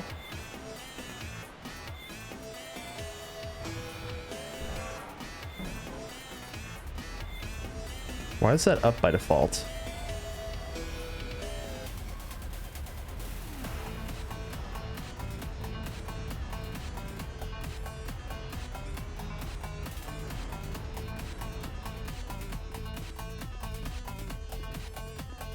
Cross the drawbridge.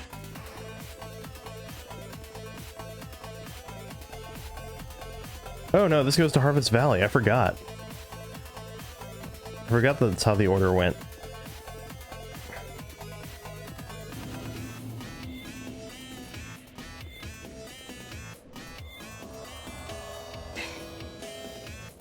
I'm gonna keep my exploration of Harvest Valley a little truncated because there were a lot of enemies and a lot of nooks and crannies, and they're all gone, but I don't want to have to go through all the nooks and crannies again.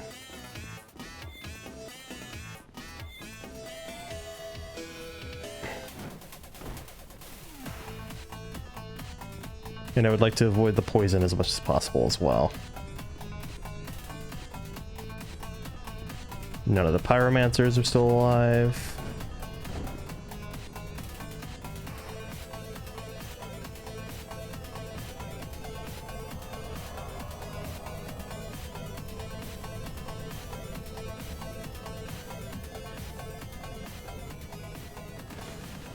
Of course, the lizards are all gone. I'll loop around to the left here real quick.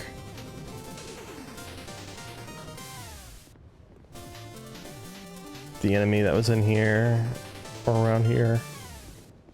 And then that loops around to under the poison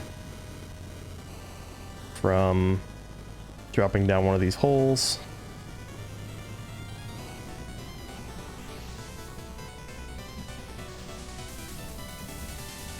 Once again, not gonna spend too much time in Harvest Valley because just I don't want to be spending time poisoned.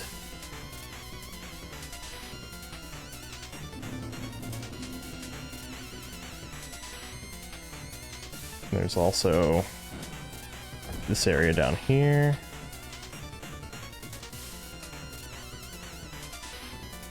Including this room Lucatiel was in.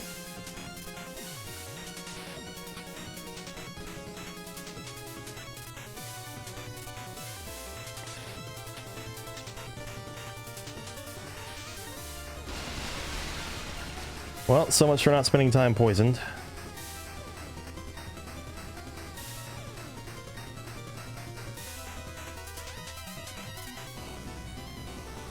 weird.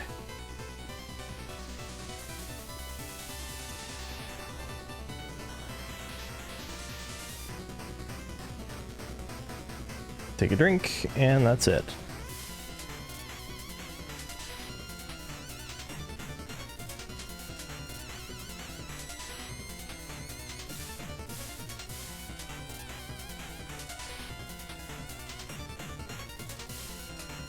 Man, that would be a fascinating question. Wait.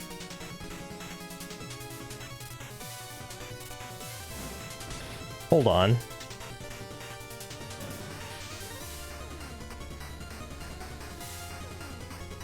Can I... Oh, damn. Hold on a second. I really want to see if I can get on these stairs.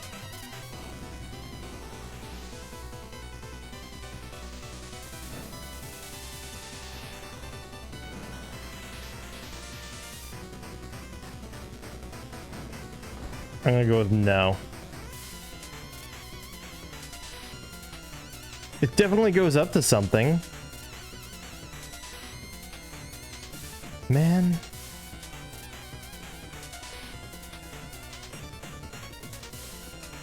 The least they could have done was give you a way to come back down those stairs. Just to see it.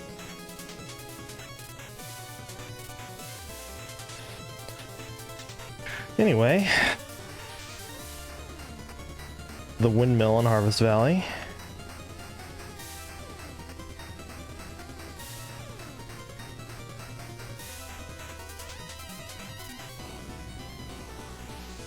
Oh yeah, I did manage to get that item. I forgot that I'd done that.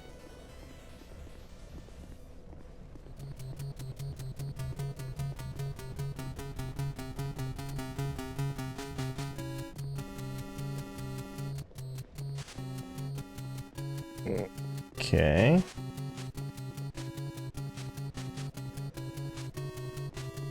I think I'm gonna start truncating my trips a bit. And just kind of go more or less between bonfires, because there are tons of side paths and such in this game that are just... Believe me when I say I went through all of them.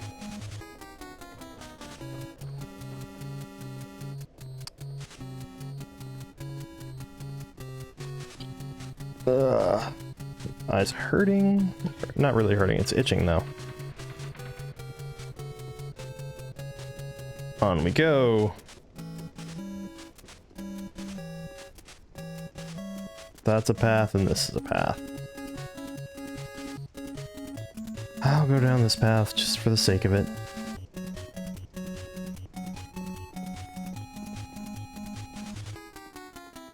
No enemies there.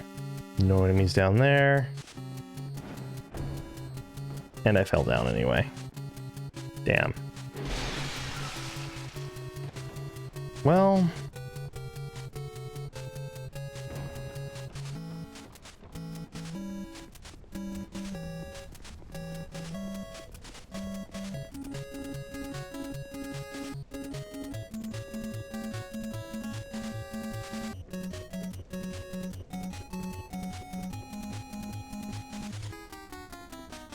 Let's do this without falling this time, shall we?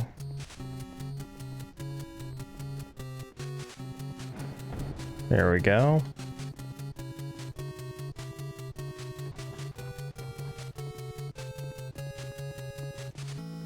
See over there.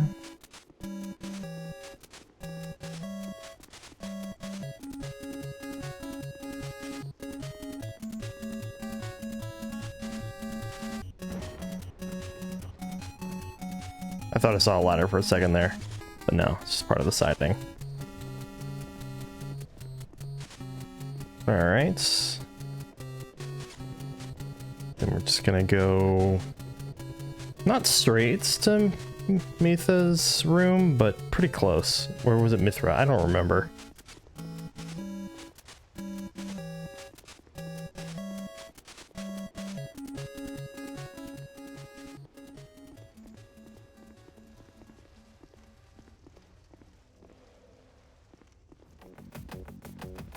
there's this room.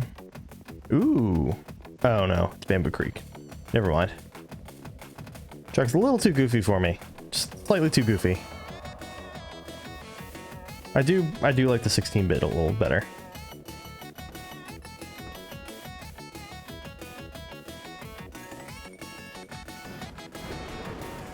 Of course, the main reason I say it's too goofy for me is because I know that there are lyrics to it. And at this point, I'm gonna warp up to Iron Keep, because that goes up into nothingness and then it appears in Iron Keep.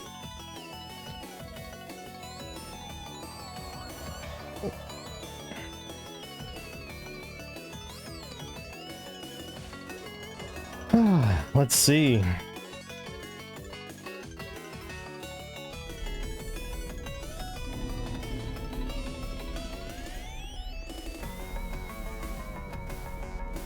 Even got the item over there.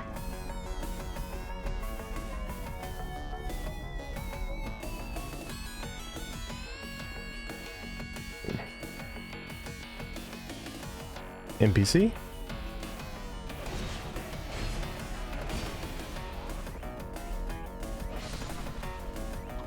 Easy.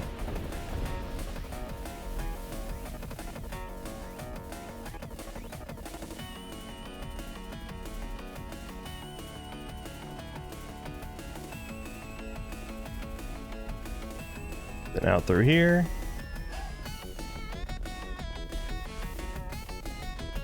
I will say one nice thing about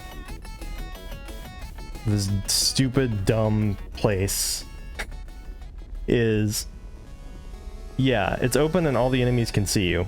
But if you're doing specifically what I did, it means it's very easy to see that there are no enemies left to hit you.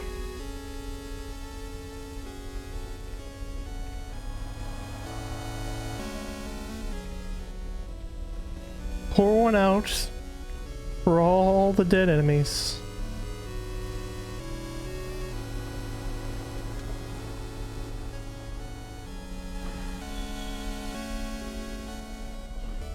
It's so sad, it's so sad. I'm not gonna do that anymore because that's hurting my voice and I should be able to hit those notes, but I can't.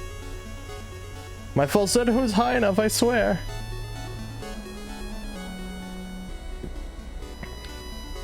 Wonder what the chances are of there being a mad warrior for me to fight.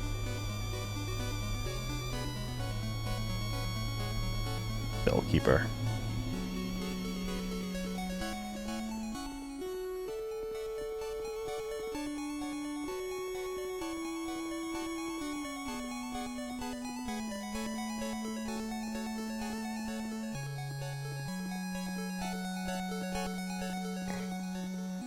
I don't even know what ringing the bells does in this game. Does it even have an effect, or does it just make the sound effect, you know?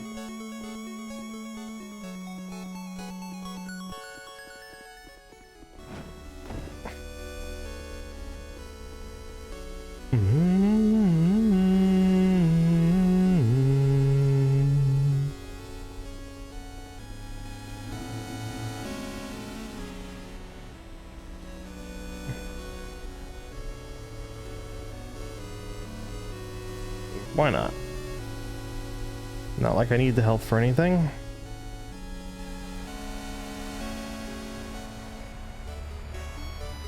Oh yeah, that's right. I do need to throw the lever.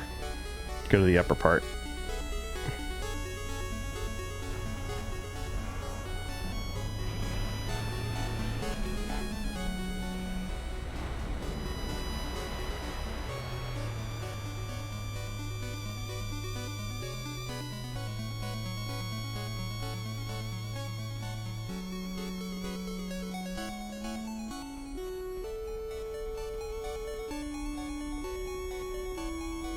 Oh, there's one left here.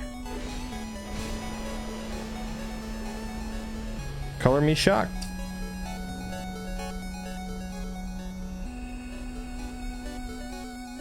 Might take a break pretty soon because I have to use the restroom and I might want to get no, it's too early in the day for alcohol. Way too early in the day for alcohol. But I am surprised that there's an enemy still alive. If I'm going to use the Majestic Greatsword, I might as well have it in my left hand.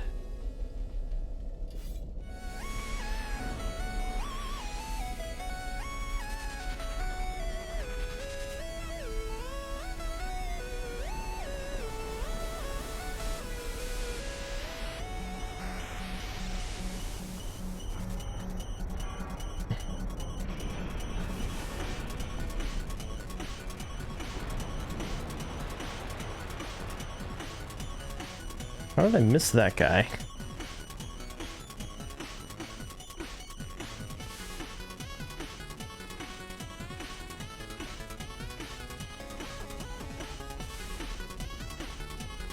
He literally only had 1 life left, too.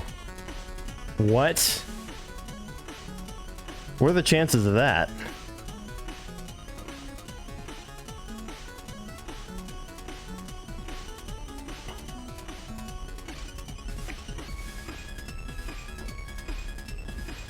In fact, how does that even work? Okay, just the game's making me confused.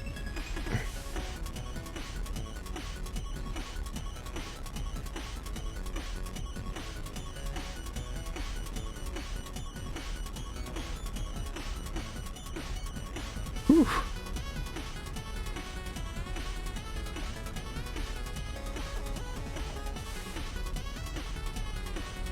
All's well.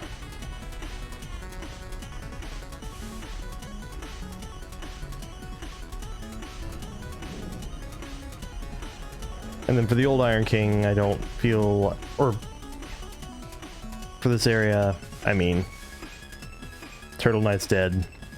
I think that suffices. All right. So now,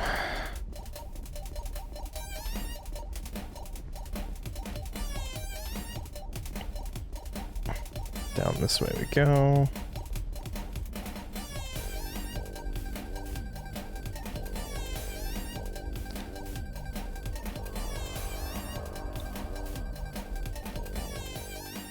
Ugh.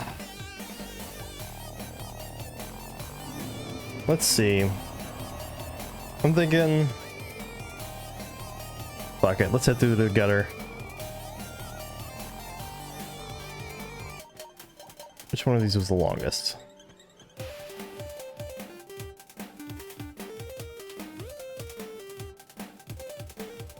Definitely this one.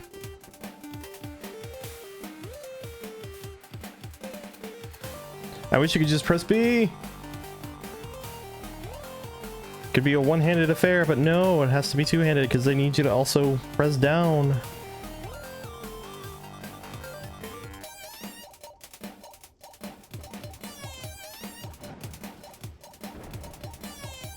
Surprised at how well I did that. And this should not be the Grave of Saints, right? It should be the entrance to the gutter.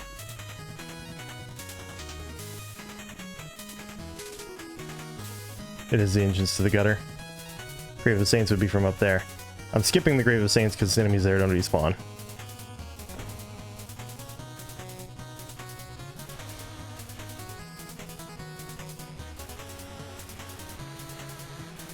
Alright, let's see. Exploding mummies aren't here, the Cyan Knight's not here.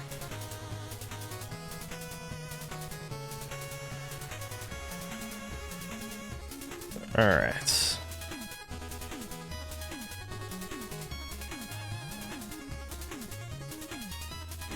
Boop.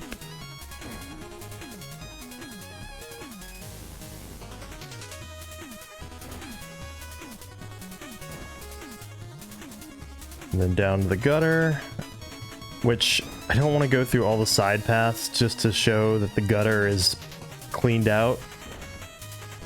But trust me when I say the gutter is very cleaned out.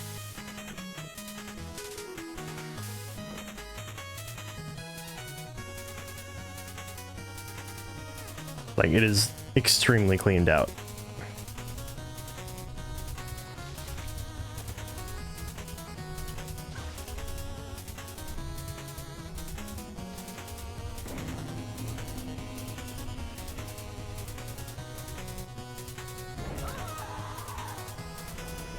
Well, at least I... Well, no, wait.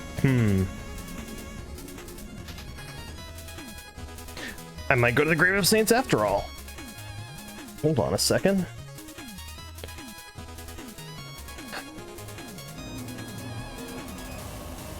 Alright, Grave of Saints. Not the Upper Gutter, but the Grave of Saints.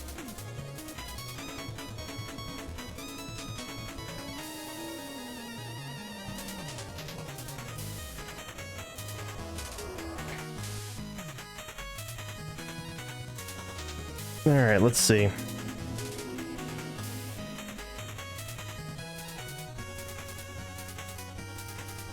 I should be able to... Oh, right, you.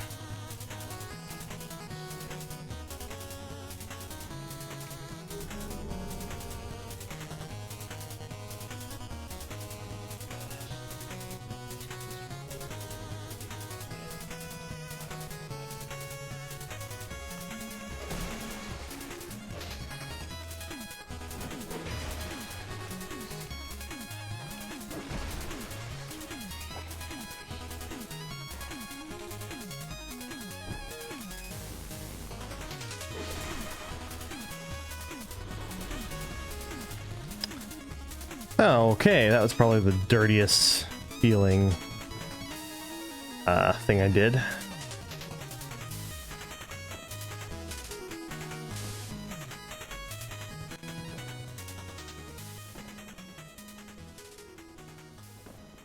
Oop. Then here.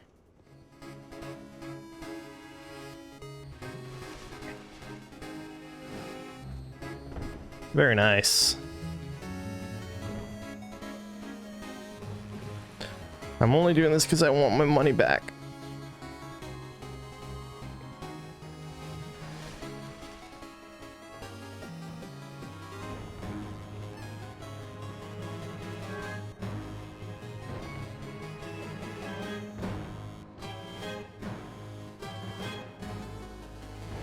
Oh, okay. I was like, this sounds like Shovel Knight, but with other instruments, and I'm confused, and then it was clear why.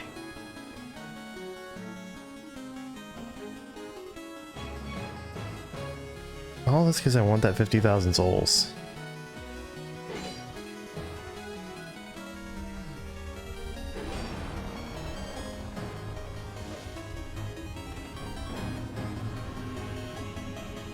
Let's be a little more careful about where we fall this time, shall we?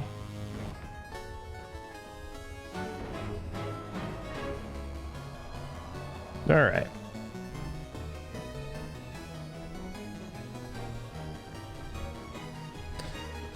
So yeah, assuming I haven't just monumentally fucked up, gutter should just be basically clear of all the enemies in it.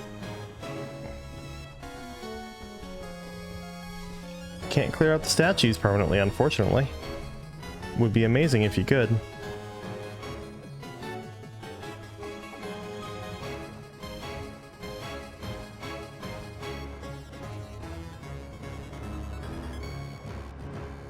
There's a chance I might just get turned around.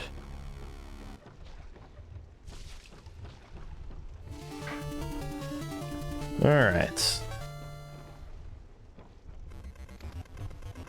Oh no, this is correct.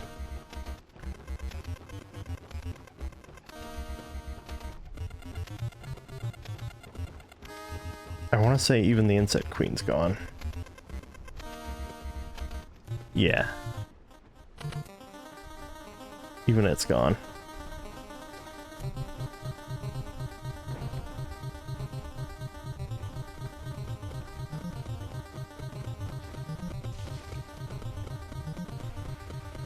And then you got the ladders down.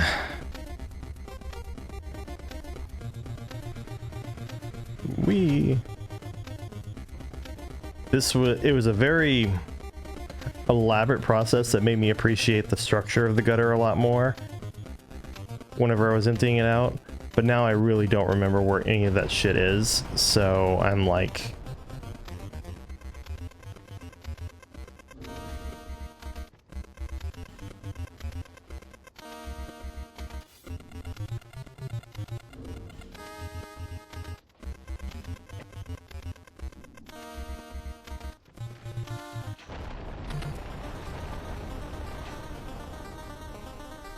Oh, come on.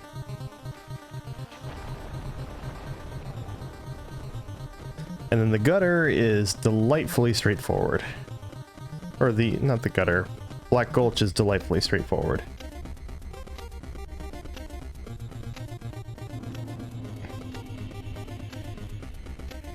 And you'll just have to take my word for it, the giants are dead. If you haven't seen that, well, actually no, this is short enough that I can literally go and show that the giants are all dead.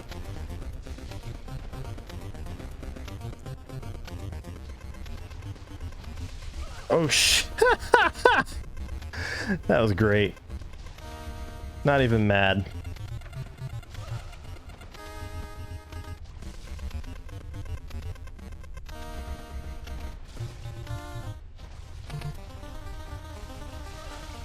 Worms are dead, as you can see.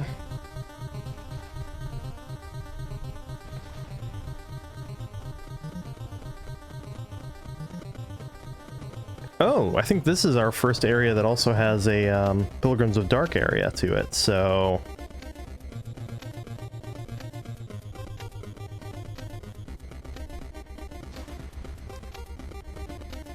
I can show that I've also cleared those.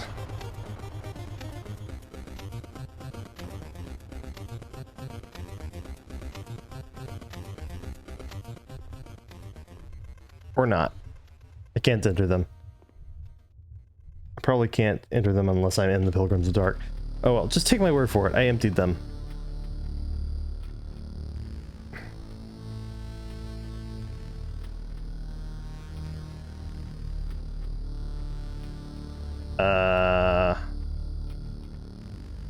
Wait.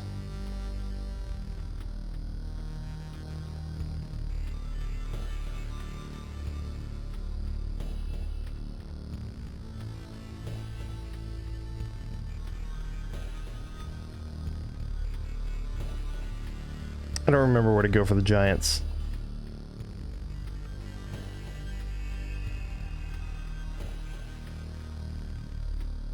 But I got them too.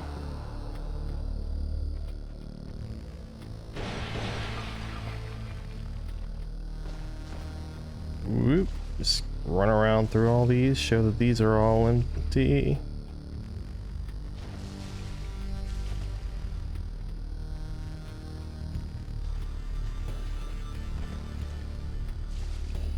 Fine, whatever.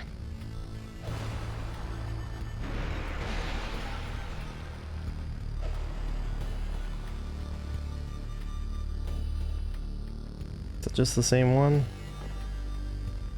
It is. Oh well, I'm not gonna worry about it.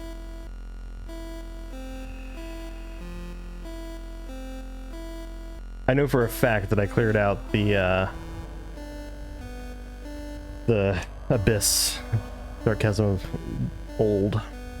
Alright, so that's the gutter. And back to Majula for one more branch.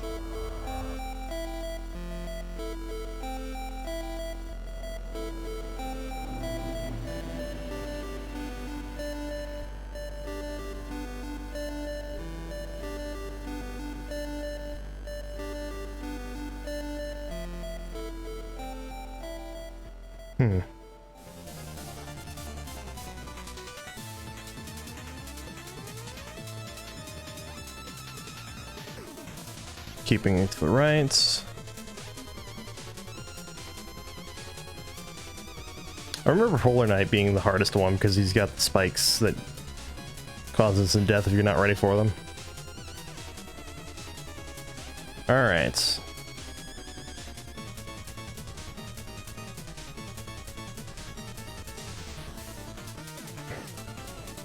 At the end of the previous stream, I did a tour of the Frigid Outskirts, showing that the Frigid Outskirts was also cleared.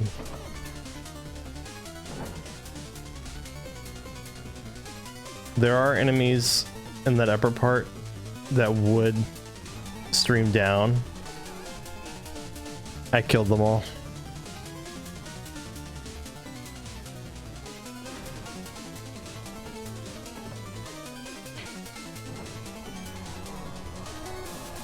And then there's here.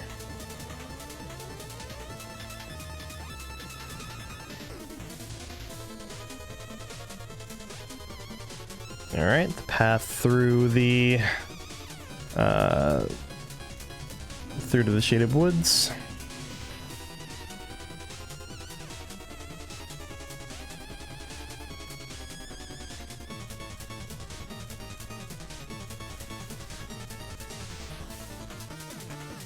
Also empty, as you can see.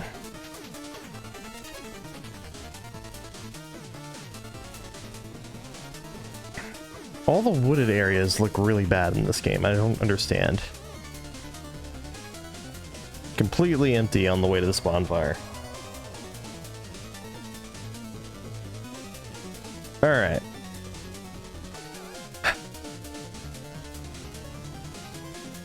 So this way hits the Drangleic Castle. This way to Aldia's Keep. This way through the misty shaded woods area. Now, all I can really tell you is to trust me on this. I've searched over these so many times off stream looking for any other enemies that are left. All the enemies, all the NPC enemies in the shaded woods are also gone. Did I buy all your... Goodbye, Vengarl.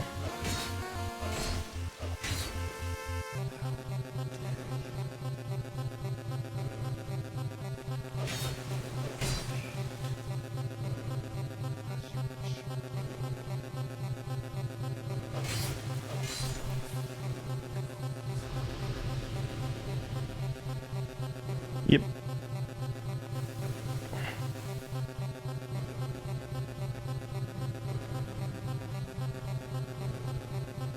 Yeah, I can literally walk through any portion of this area and there will not be an enemy following me because they're all dead.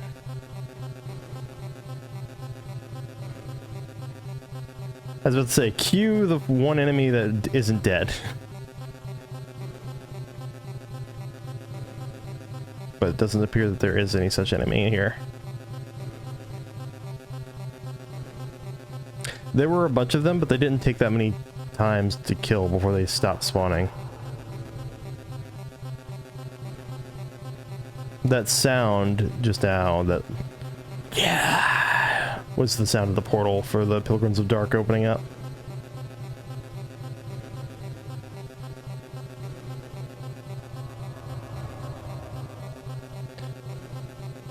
Alright, so,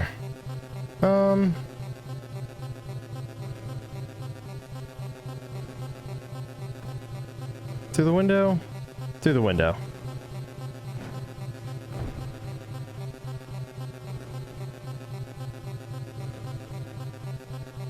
As you can see, this guy's gone. I didn't know you could jump through that window until like a few days ago, which would have helped a lot with clearing this area of the Lion Warrior, but whatever. Tark's grave.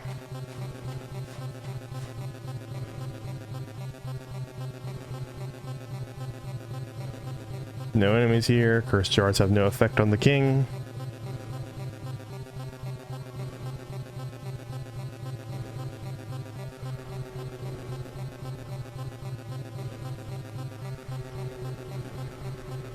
All the NPC enemies from here as well are gone.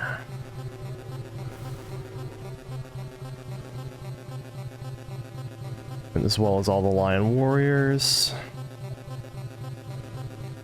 This particular section's actually pretty small. Like if you can get through the woods, in the misty woods, then you can get to here pretty easily.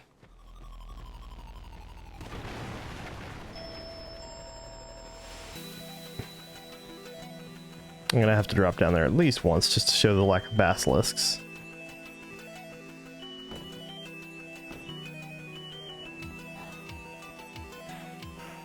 See? No basilisks.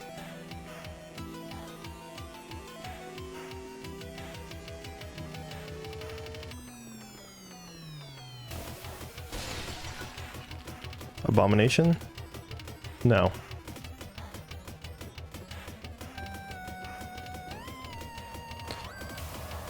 Alright.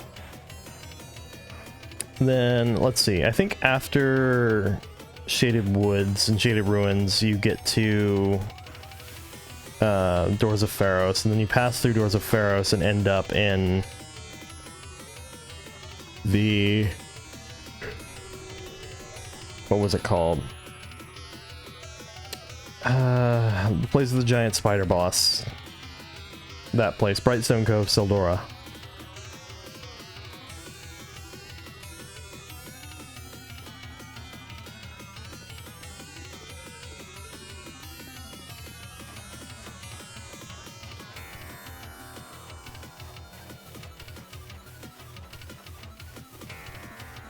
Okay.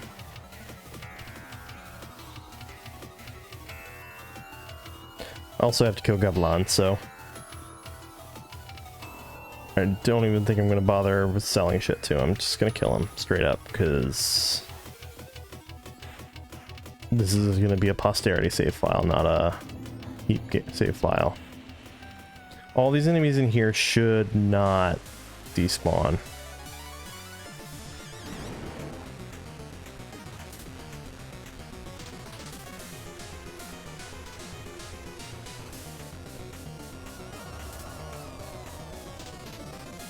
So, in fact,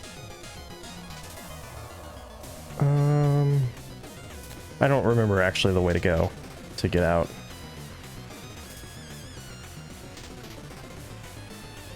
Huh. Wow, all the things are going wrong right now.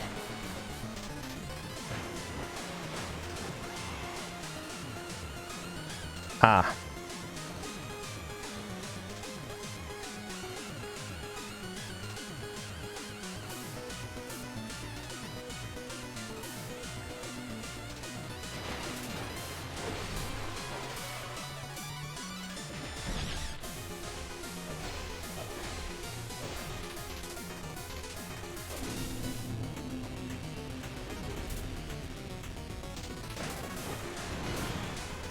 Alright, you're really obnoxious.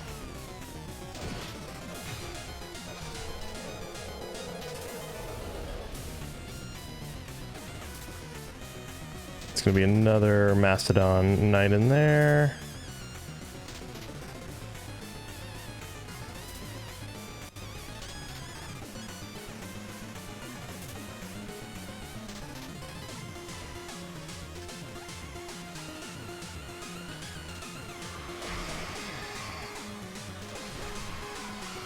Sure. What are they, rat dogs?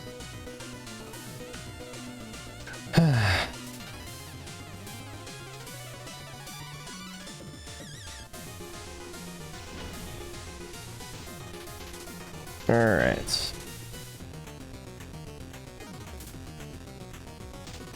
I'm honestly at a point now where, like, even if some of these enemies do despawn, I'm gonna be like, fuck it. No, they don't.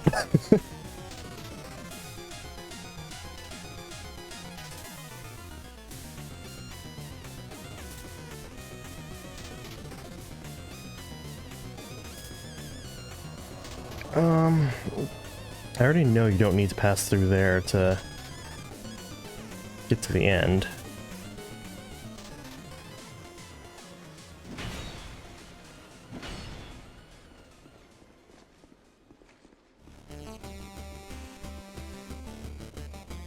Okay.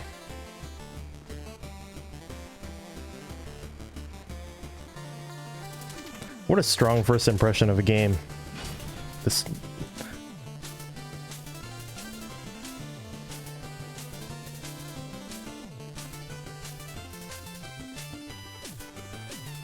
Let's see. Is there another Rat King in here? Or Rat... Nope, he's dead.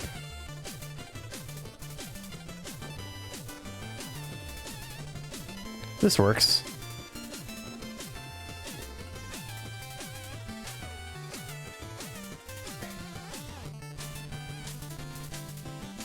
Why not?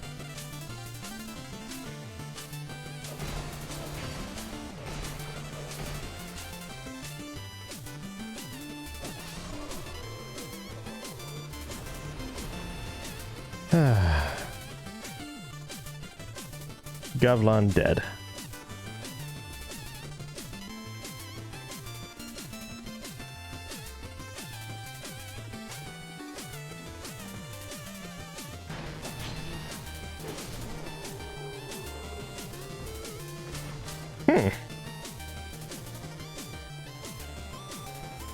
Free infinite titanite chunk farm?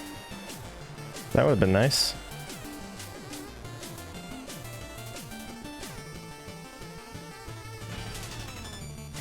Alright. As far as I'm aware, none of the enemies in that area despawn. I could be entirely wrong about most of them. It could be that the rack, it's only a portion of the area that they don't despawn in. However, that sounds like a very high potential to go wrong thing to explore. I'm just gonna make a lap around here. I'll just have to take my word for it that the pig underneath in the well is dead too.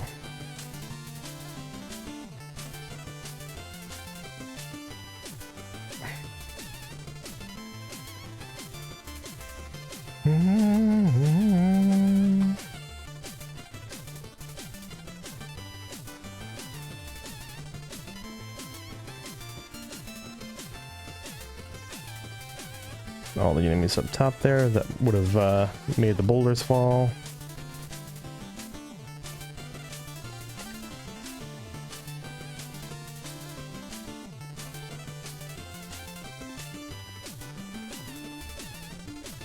No more spiders.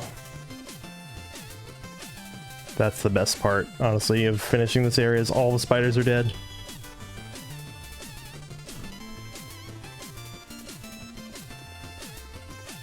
And then there's over here, there's an enemy over there. Let's go kill a partner.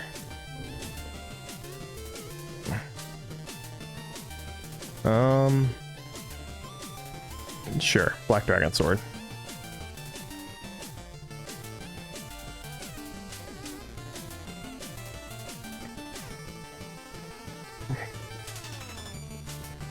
First, do you have anything for me to buy?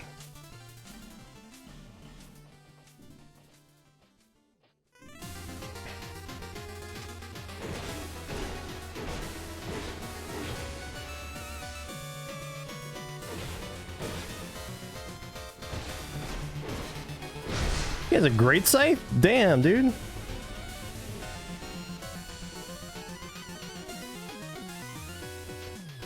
And now the partner is dead.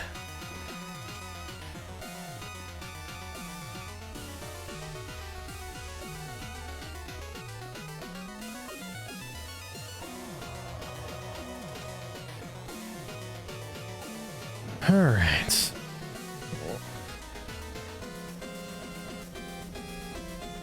And then this is all empty, including all the spider turf.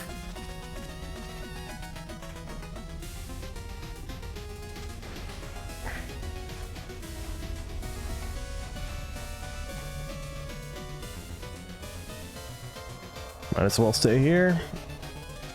I have to make my way over to the next area actually to continue on, because you can't proceed from this side. But first,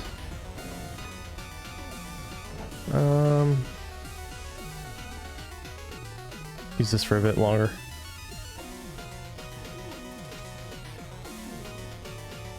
Thorned Greatsword, Defender Sword, or Greatsword. You know what, actually, I'm gonna leave Artifacts alive for a little longer because I need to get the Soul of the Queen in the Ivory King DLC.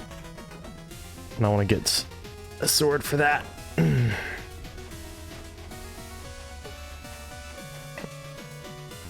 No spiders in there. No sources around to cast spells at me. No hollow townsfolk mining.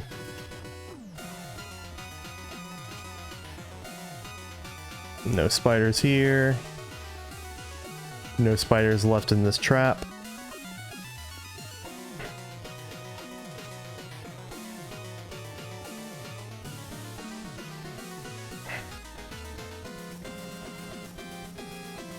So me need to remember to go kill artifacts after getting the Soul of the Queen. In fact, I might go ahead and do the Soul of the Queen next. No more spiders here. Not even on the walls.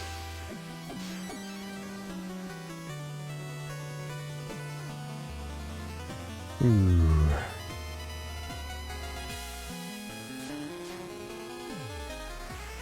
Nor up there. Nor down here.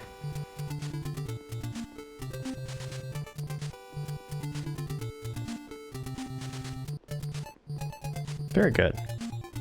I wonder.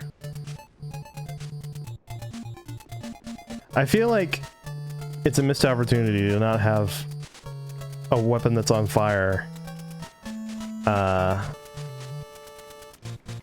look like weird. It's a missed opportunity for this weapon to not glow like a torch.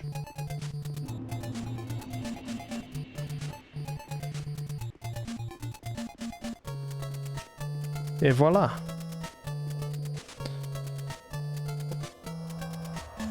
So let's see, we've been to Lost Bastille, we've been to the Black Gulch, we've been to Iron Keep, and we've been there. Alright. So back to the Shaded Woods. Rune Fork Road. Hold on, let me go get the, let me go get, that soul.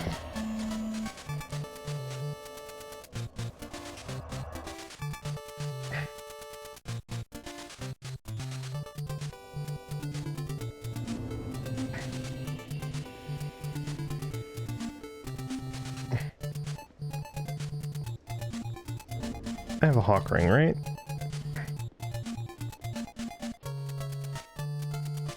Let's see. I see the old Leo ring.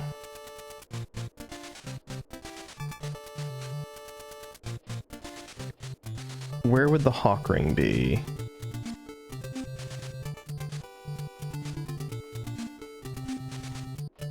How much time? Ah, there we go.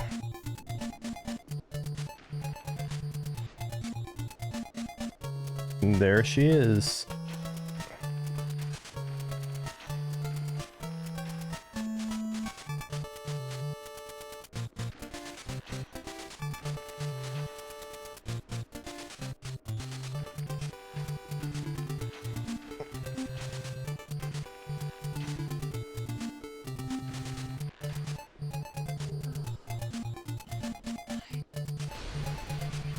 And there she goes.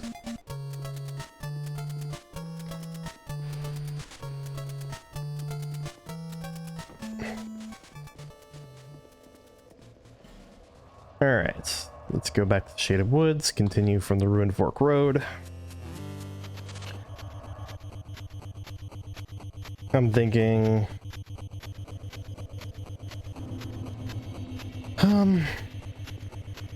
towards Drangleic Castle.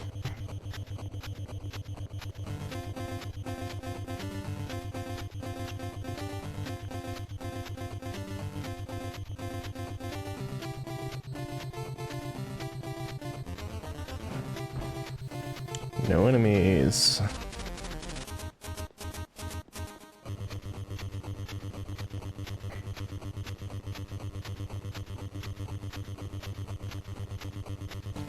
Alright, continuing on. Up we go.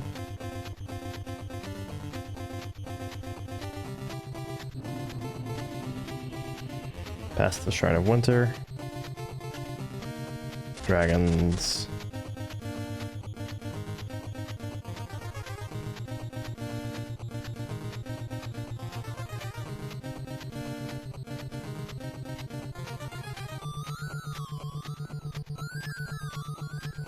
Okay. No dragons in Ilium Loist, though.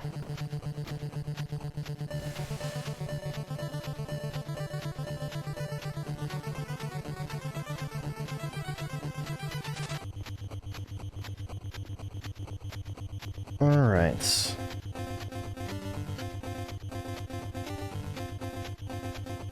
Alright, there's the castle.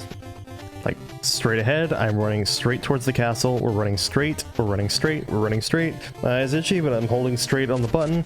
We walk straight out, and the castle is not straight ahead anymore.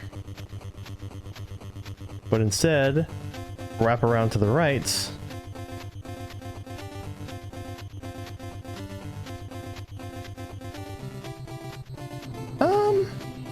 No, actually, that was still kind of straight ahead.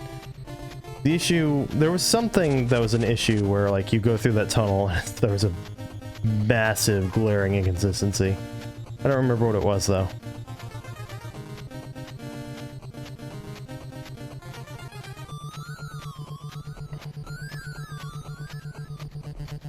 You'll notice some statues aren't here anymore.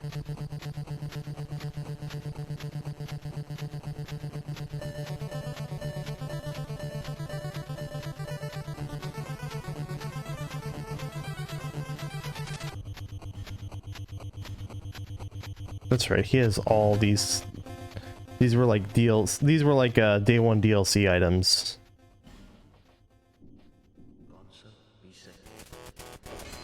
And then he's a ghost, you can't hurt him. I think in here on New Game Plus, you get, it's either in here or in the room below. On New Game Plus, you get attacked by 2 pursuers at once. Not here, though.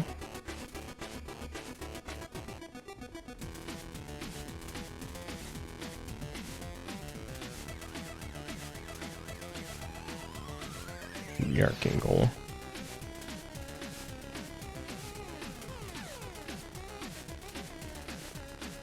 No, it was the room upstairs. All right. Now I can just drop down here.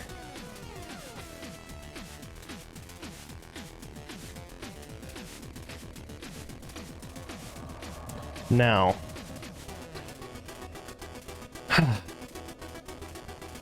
Let's see. Yeah, that's what I thought. That knight's gone. These guys in here, like, they don't. They give no shits.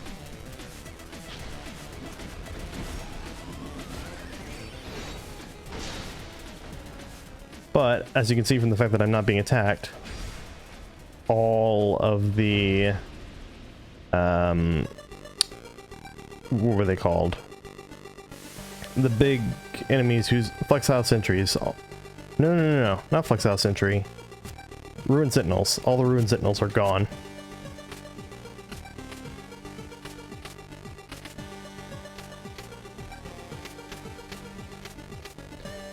Here, there were some more statues here that come alive whenever you go down into the acid pool there. Archer's gone. Statue still tries to hit you.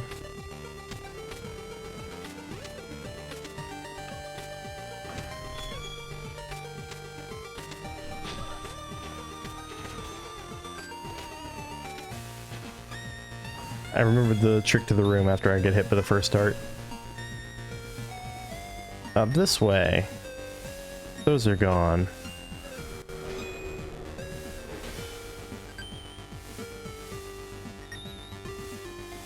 I think it's a cool detail that the painting of the queen curses you. Just take my word for it that the one down by the bonfire is clear, because I've been spending more time on Dark Souls 2 than I wanted to. Queen is gone, of course. She's actually dead. Because all I've got left is Aldia.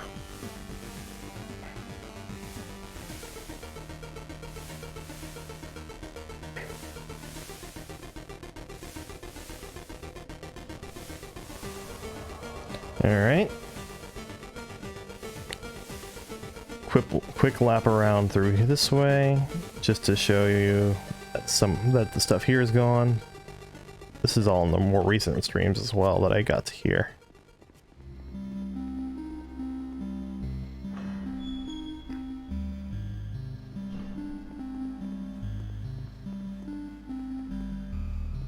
all the enemies, including the gargoyle, are gone from there.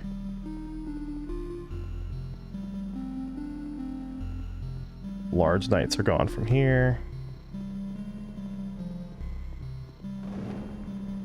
These guys don't despawn.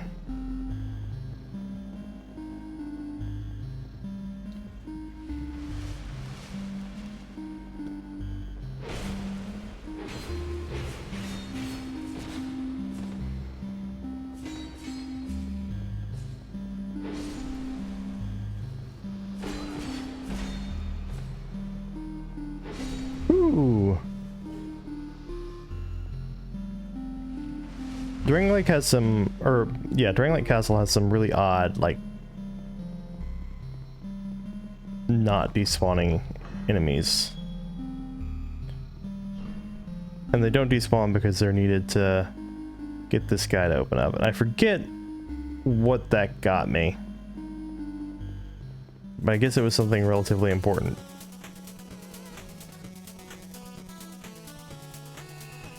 Anyway, that's pretty much all of Drangleic Castle.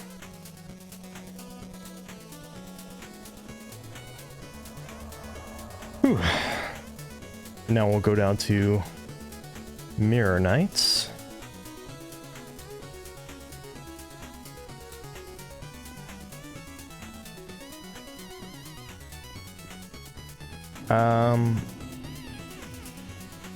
Yeah, these guys do despawn. You can even, if you get to them, some of them fast enough, you can actually hit them before they like start moving and knock their heads off, which is a really neat touch, and then they won't spawn.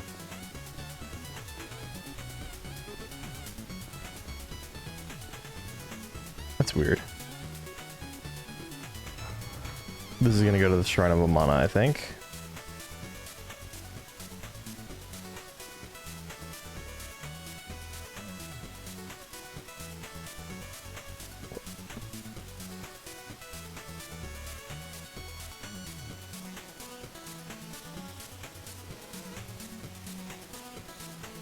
God damn, that's slow.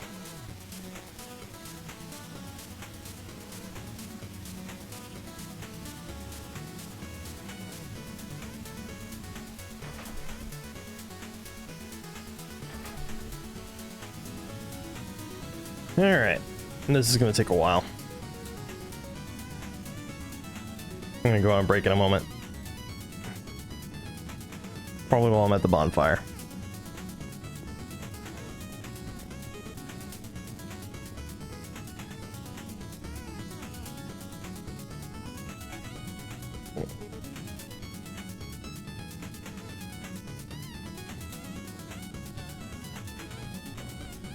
All right.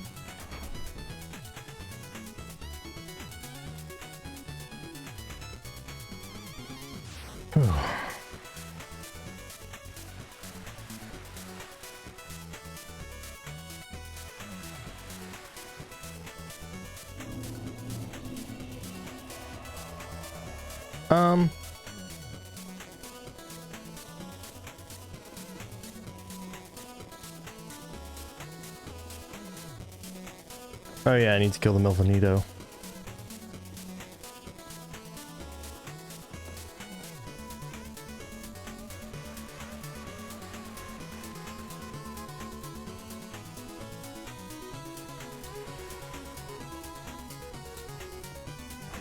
The little ones will no longer dance.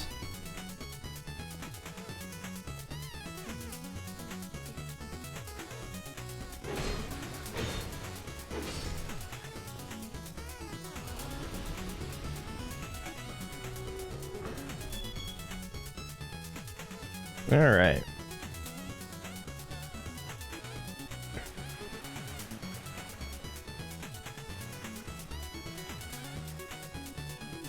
All right, again, not gonna go off.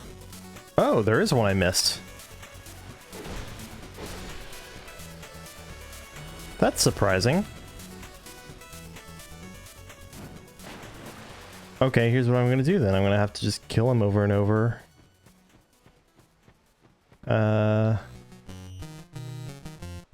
And once he's gone for good, that's when I'll take my break.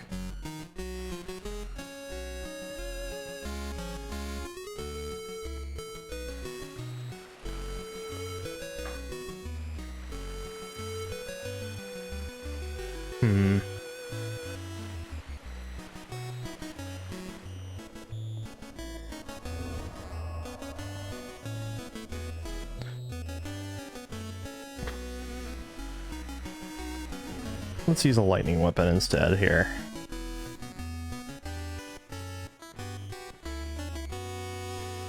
You'd think a lightning weapon would be extra good on them in the water, but at least with the way everyone treats water.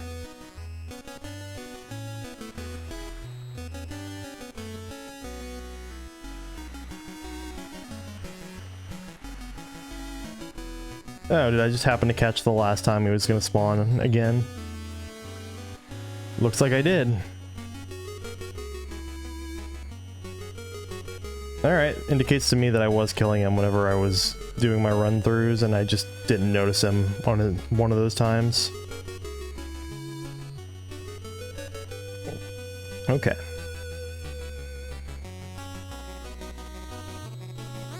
Continuing on.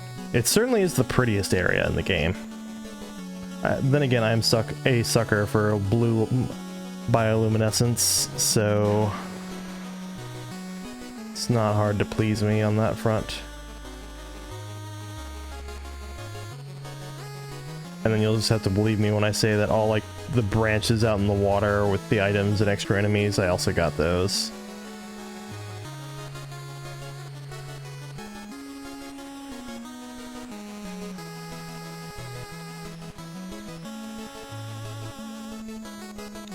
All the enemies out in the water.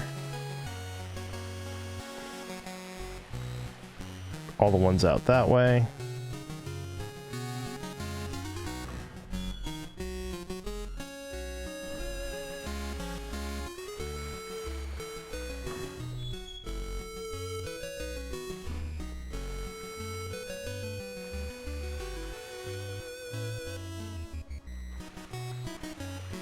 No fucking way. Oh, okay. Whew. Just curse jars. Alright, we're good. I was like, there's no way I missed a batch that big.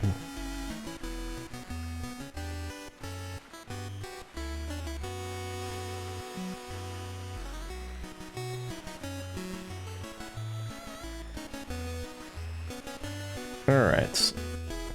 Can take a quick peek over here because there would be that hippo guy. Would be.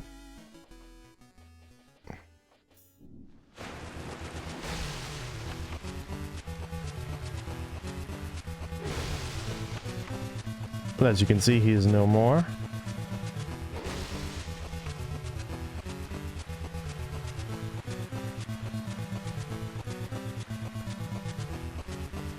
That's pretty much what this is. It's just a big tour to see what, if anything, I've missed and show off the emptied world of Dark Souls 2, Scholar of the First Sin.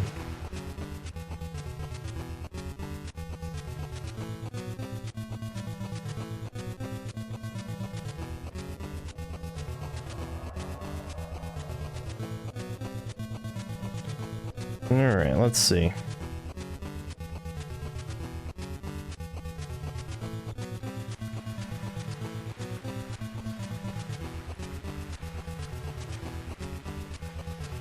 There's this whole space.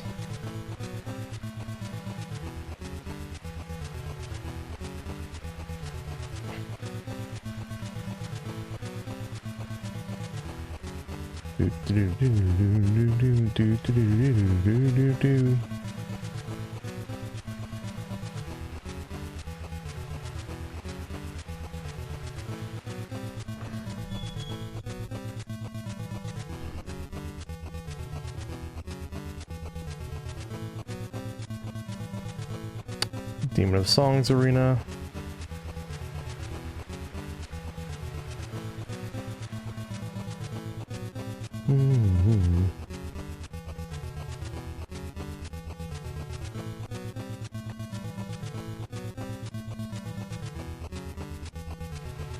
Right. And towards the end of the last Dark Souls 2 stream, I was also going up. Are you serious right now?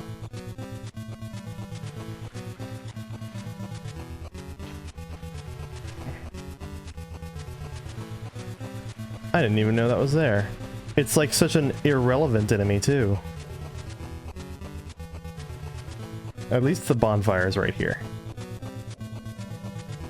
But like I had no idea I would need to look for that. It is tempting to just ignore it because it is pretty much an irrelevant enemy. Ah, yeah. It was literally there as like a little bonus. Like, oh, you see, if you see it and kill it, you get an item. Like, it's not there anymore now.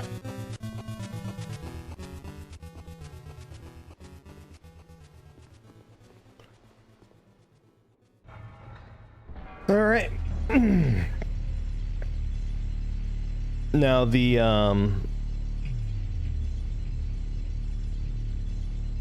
are some enemies in.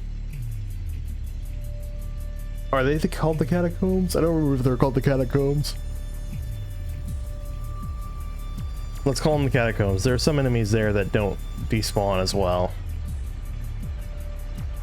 Or that, like, you'll kill them once and then another one will pop up in its place a little bit later. Like, those guys do not despawn. So I'll do, like, a quick run through of the general area and you'll be able to see that they're all gone.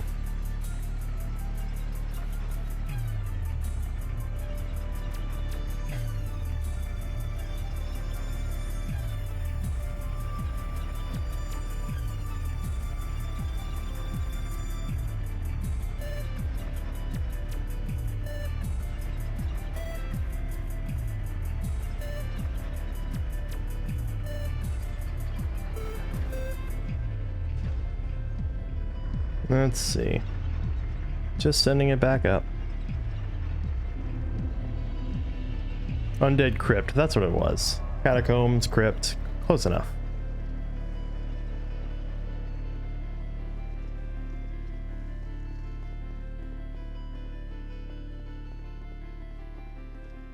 Look at that. Actually empty.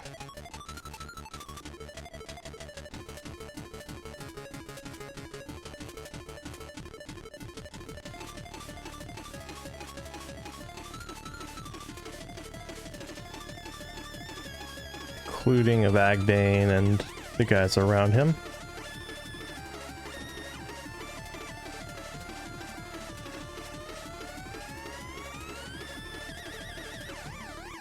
I'm not gonna bother with that.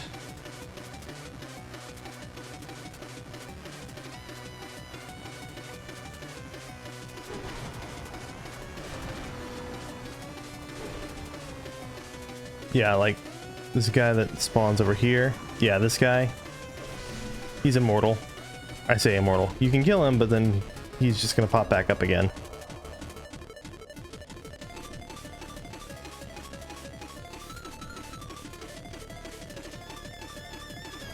Yeah, see, I've killed him at least as many times as all the other enemies in the area. Probably more, honestly. Same with him. They just don't stop spawning. That or they do, and it's just an absurd count that is functionally the same as them.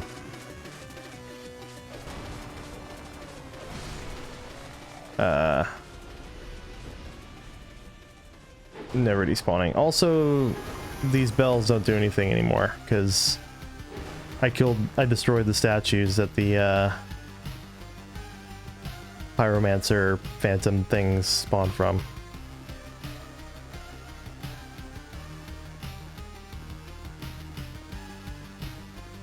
The ghosts in the walls also despawn for some reason. So do the shield guys.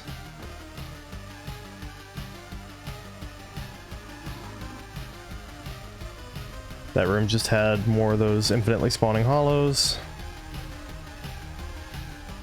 Now this room... Damn.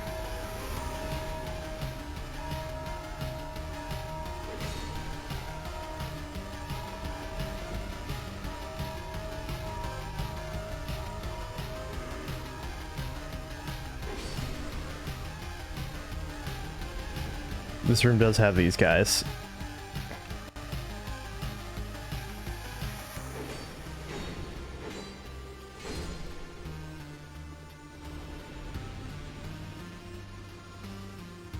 Alright, this will secure the 2-hit KO.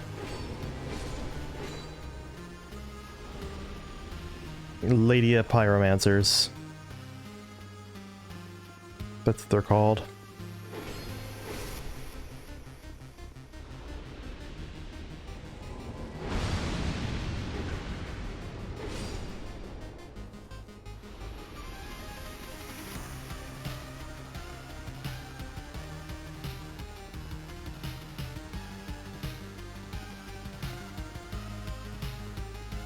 And then, of course, here's the end of Undead Crypt. And, of course, you can't kill... you can't, what's his name? Vendrick. You can't kill Vendrick there in his, in the memory. So... Aldia's Keep. From Shaded Woods.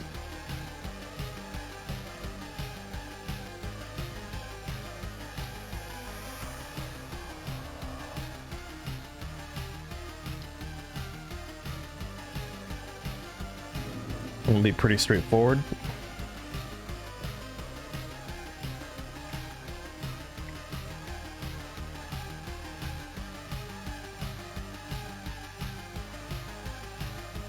All right.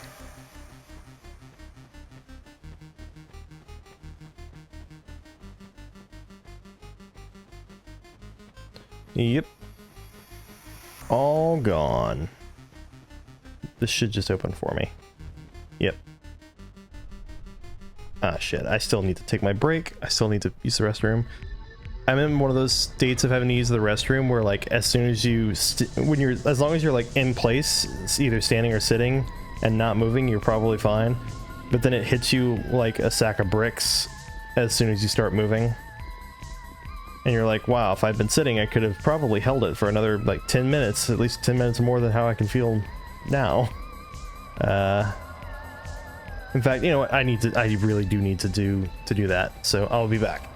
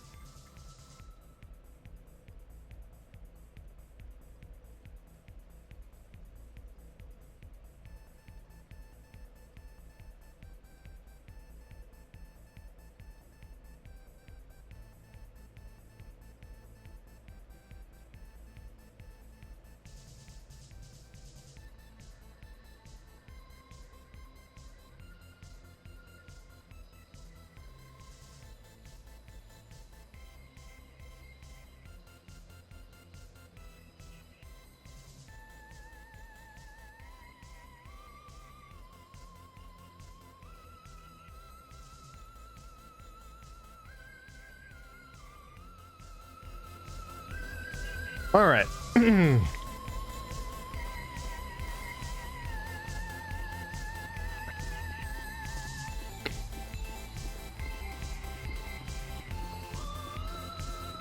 gonna try to make, okay. So that, I can't break that. And that's not possible to break. That, it's technically possible to break and reveal a basilisk inside. However, you can't actually, you can't, you have to know about it beforehand.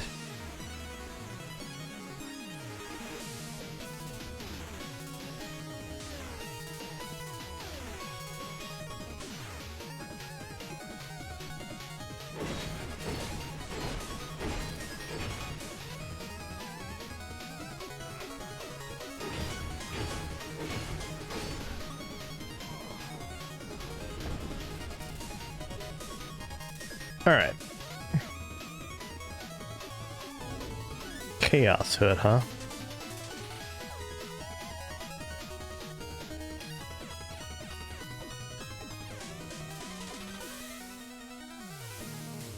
Okay. Fair enough. All right, he won't be invading me anymore.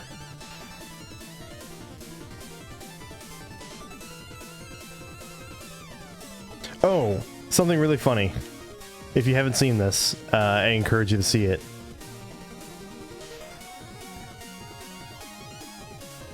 The texturing and animation of the glass breaking is separate from the enemies that spawn. So it triggers even if the enemy is despawned, which is just hilarious.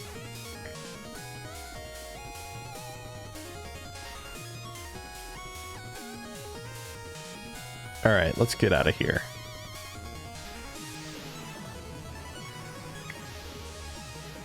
I'll be swapping to Dark Souls 1. I'm gonna... How much more time am I gonna be on this? Because, like, okay, it's 5 o'clock, basically.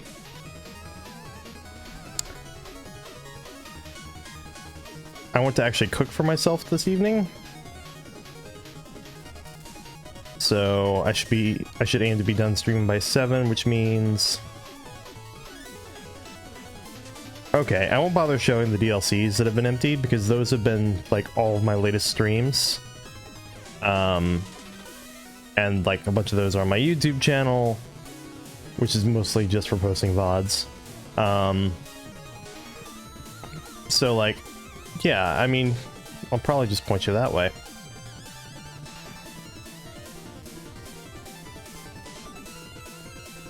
So, go out over here.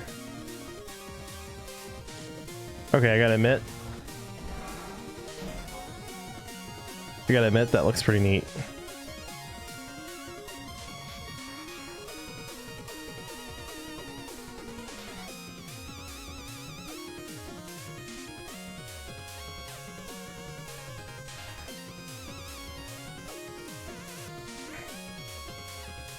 It's an incredible sight. That's not. But that is. Just imagine if you could just like set up out of the back of your home for a bit and just look at that. Ain't no way you'd be doing all the crazy shit Audio was doing. I'm just saying.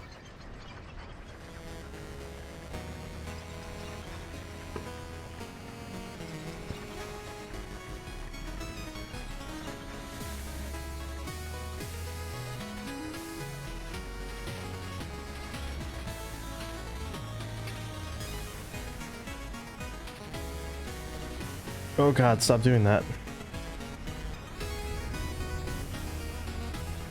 This also makes for a pretty awesome moment.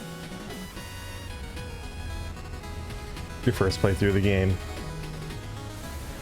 Well, maybe not this part specifically. But, you know, you get to the top. You see this, you go out and about. Maybe you hear some roaring and you're like, what? You step out of here, dragon area. You see the dragons flying above you. It's just this. Which admittedly is now a very empty area.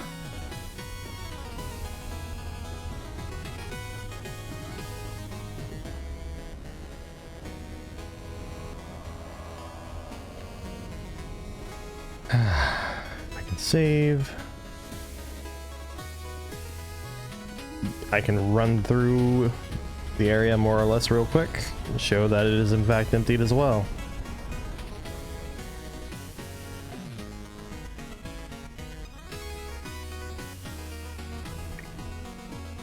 I know there's a whole side path as well. Trust me, I'm very aware.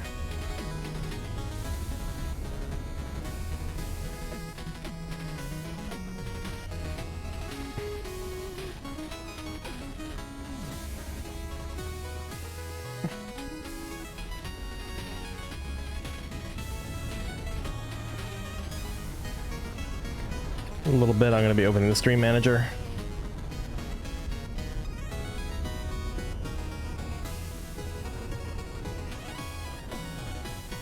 So basically, I'm going to go kill Aldia after this area has been shown to be emptied, because I've already looked at the giant memories, and I don't intend to spend another hour going through the DLC areas.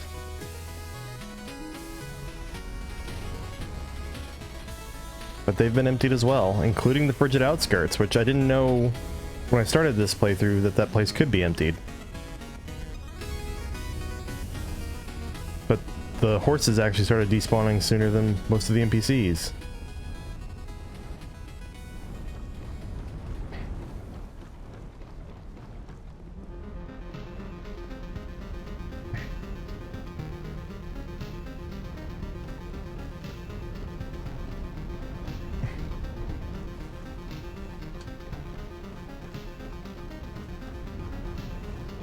You're too late, Forlorn. You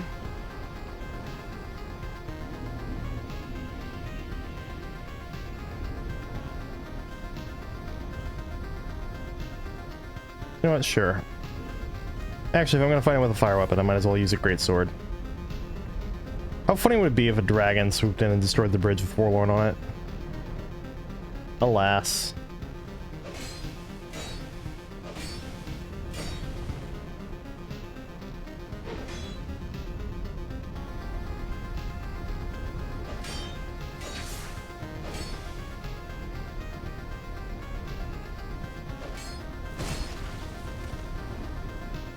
Okay.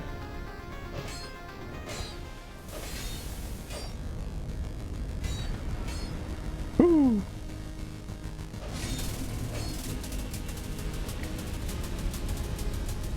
Very good. You can still get invaded by, like, Forlorn and shit.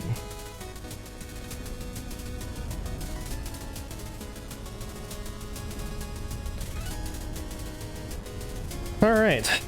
Everything... all but, like, maybe a couple of kills. I'm not talking, like, permanent despawn kills, just, like, literally, like, run through, kill them, like, once, and then go back to the fire or something. Like, that might have happened for a couple enemies, but, like, every enemy on here in this game, there's footage of me killing them over and over and over until they stop spawning.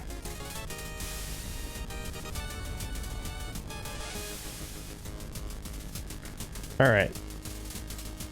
It seems fitting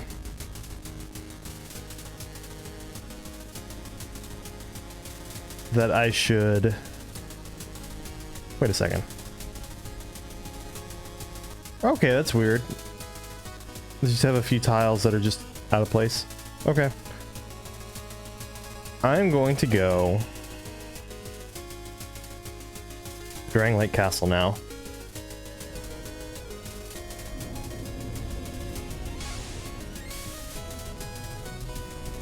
Because the Moonlight Greatsword's been my go-to weapon for such a long time. Use my Dark Sunset Staff.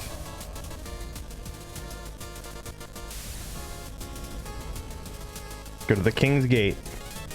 Let's go kill Aldia.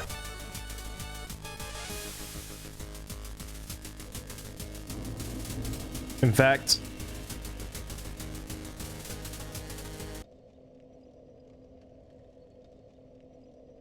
this is serious enough for me to want to just turn that off and let the game do the talking, make the sound now.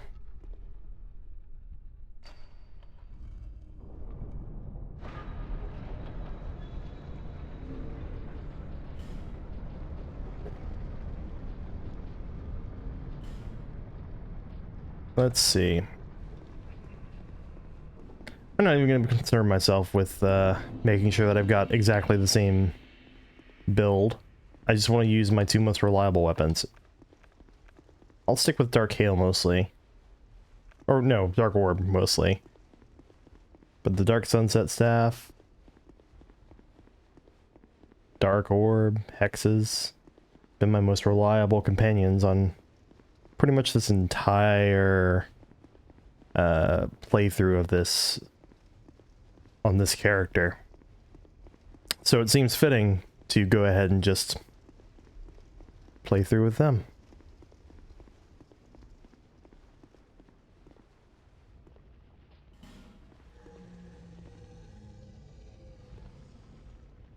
Am I wearing the Ring of Whispers?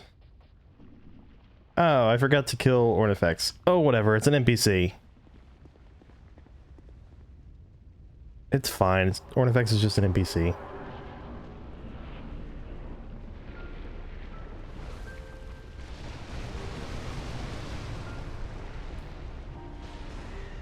$65.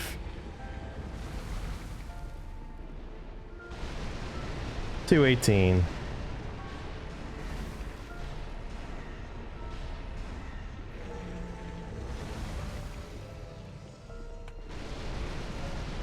Oh, okay, that's just the sound Aldia makes.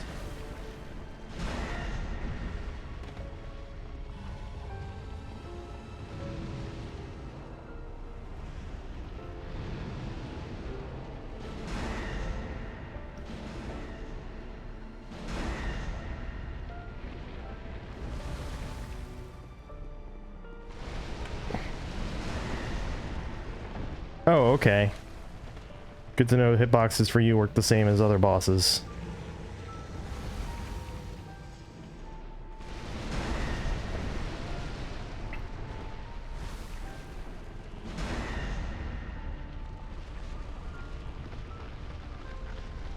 Is he about to explode? Yep. Oh, no, no, no. He's entering a second phase and also glitching because Dark Souls 2 just had to give me that one more time.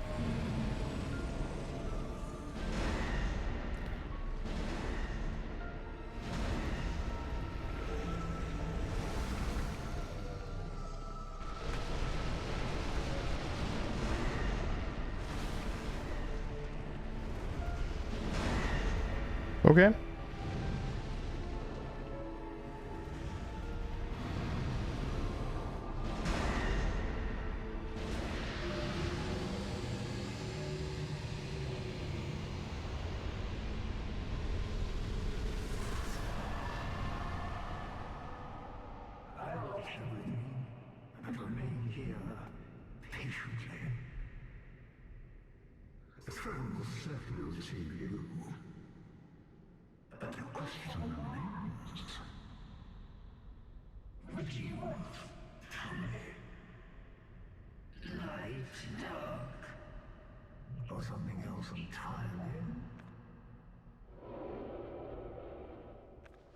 And now I have the two endings.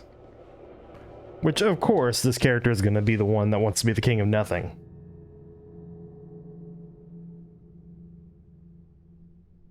Oh. I'll go overhead and pop over and kill Ornifex after the credits.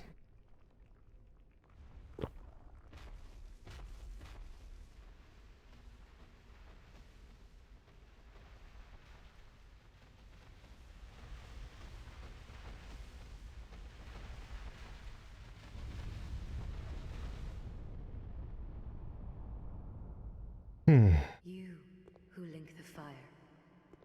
You who bear the curse. I'm being talked to by a dead woman. Once the fire is linked, souls will flourish anew, and all of this will play out again. It is your choice to embrace or renounce this.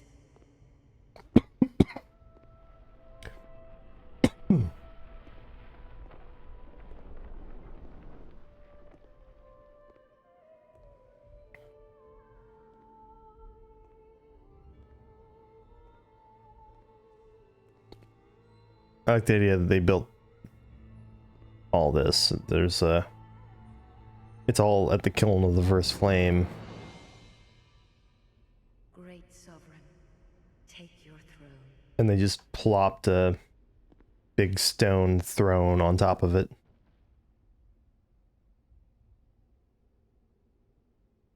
Have some modesty, jeez. What lies ahead? Also, what the hell happened to your knees?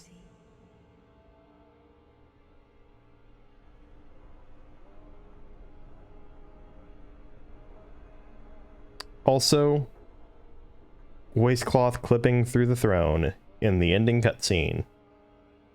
Good job.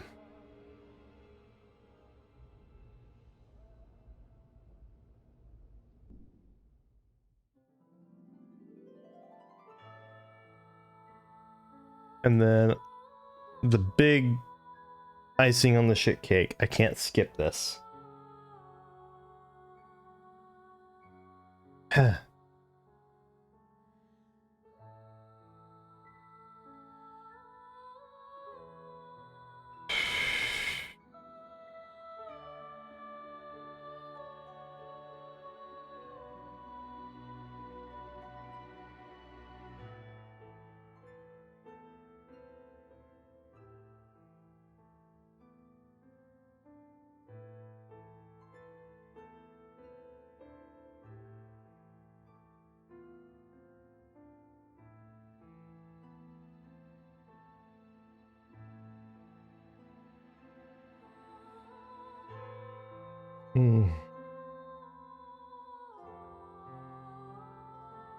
A way to skip the credits would have been nice. I think you can skip the credits. You can definitely skip the credits in Dark Souls Remastered, but... Ugh. Alright, I'll be right back. I'm gonna go write some things down on a shopping list while this goes on.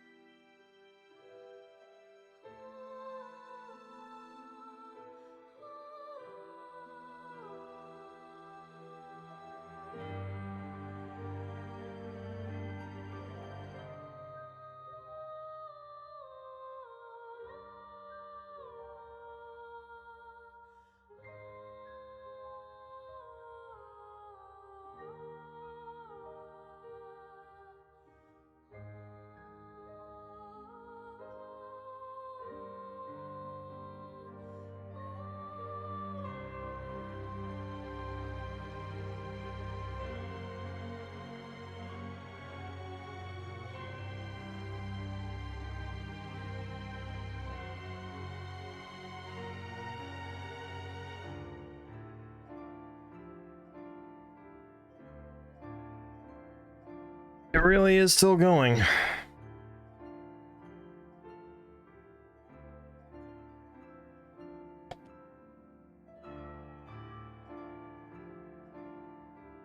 I've really just got to ace it in Dark Souls, don't I?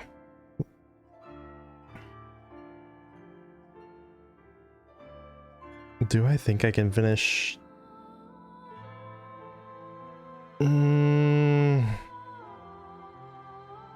I don't know. I don't know if I should end stream or if I should continue that Dark Souls playthrough.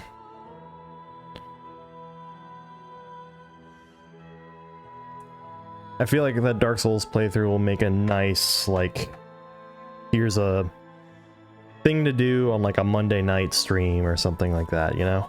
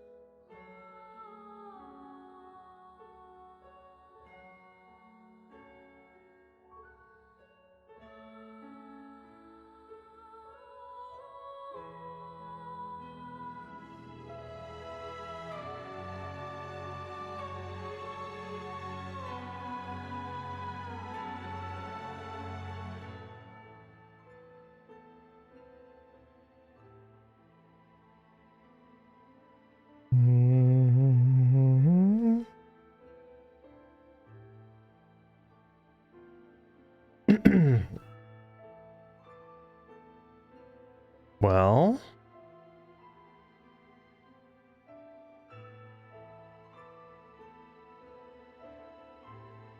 just let me pop over to Ornifex, please. I'm begging you.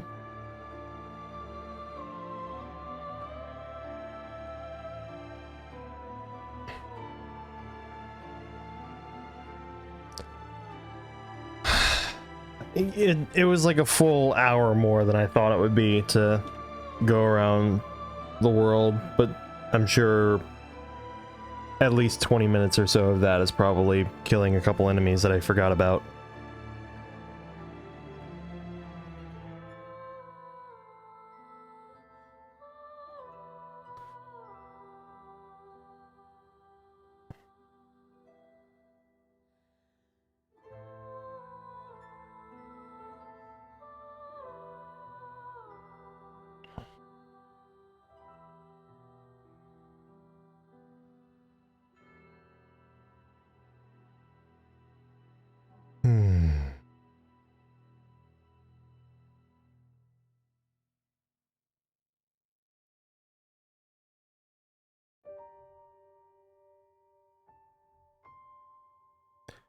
You know, it's occurring to me the last time I finished this game, I like walked out as soon as the credits started and I found out I couldn't actually skip them. They're long credits.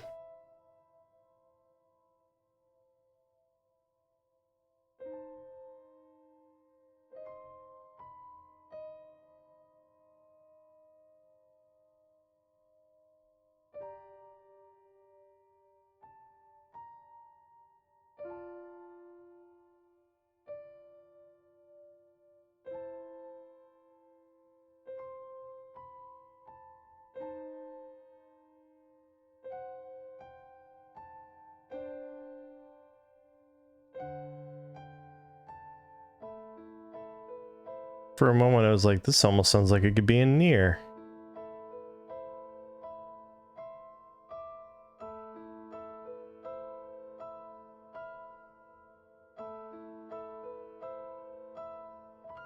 They had a contest for designing shields?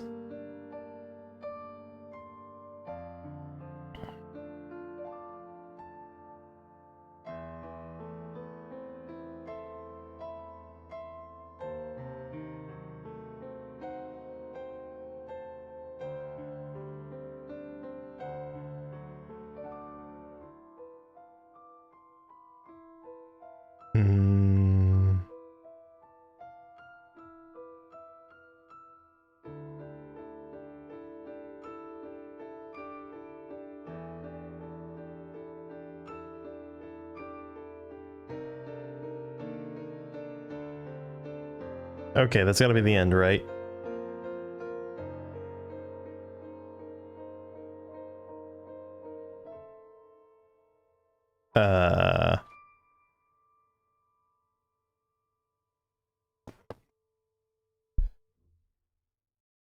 That's the end. Cool.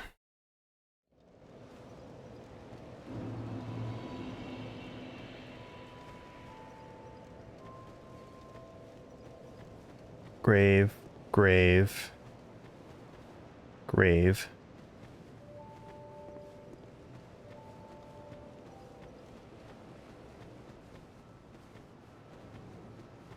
Yep. Does Shanalot not get a grave? It's kind of sad. Let's go quickly. Go to Ornifex. Get the item I wanted and kill her.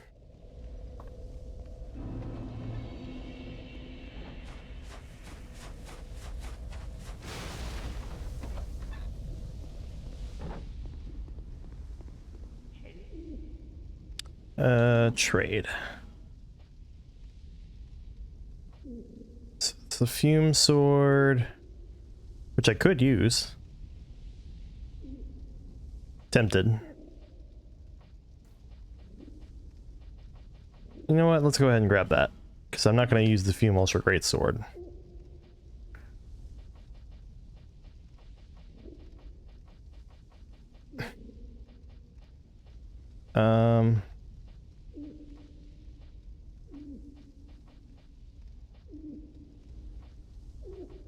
Soul the Iron King.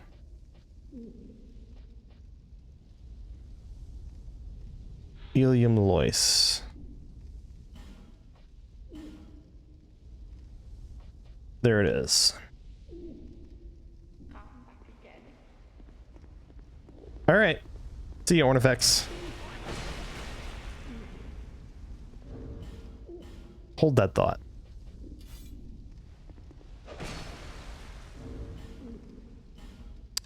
Okay.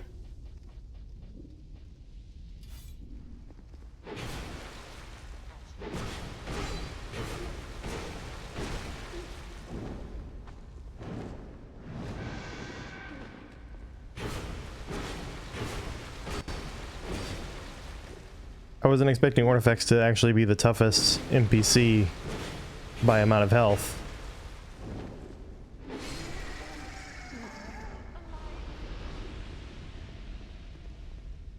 All right. All right, let's open the manager.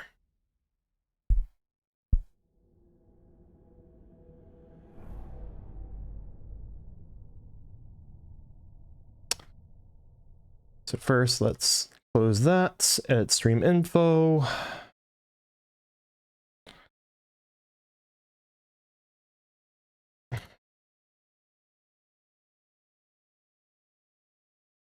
I'm reaping Dark Souls. Dark Souls Remastered. Stream info updated successfully. All right.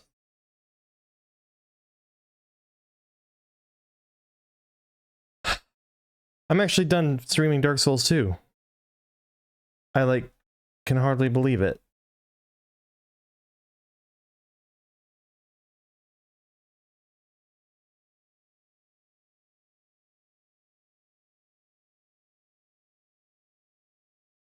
All right, hang on a second.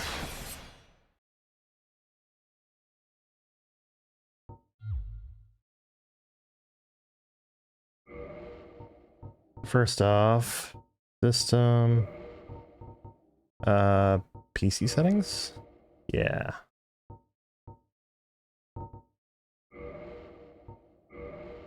So I can't move the mouse outside of Dark Souls anyway, so I might as well, properties, Dark Souls Remastered, there we go. I'm gonna continue. Whoop.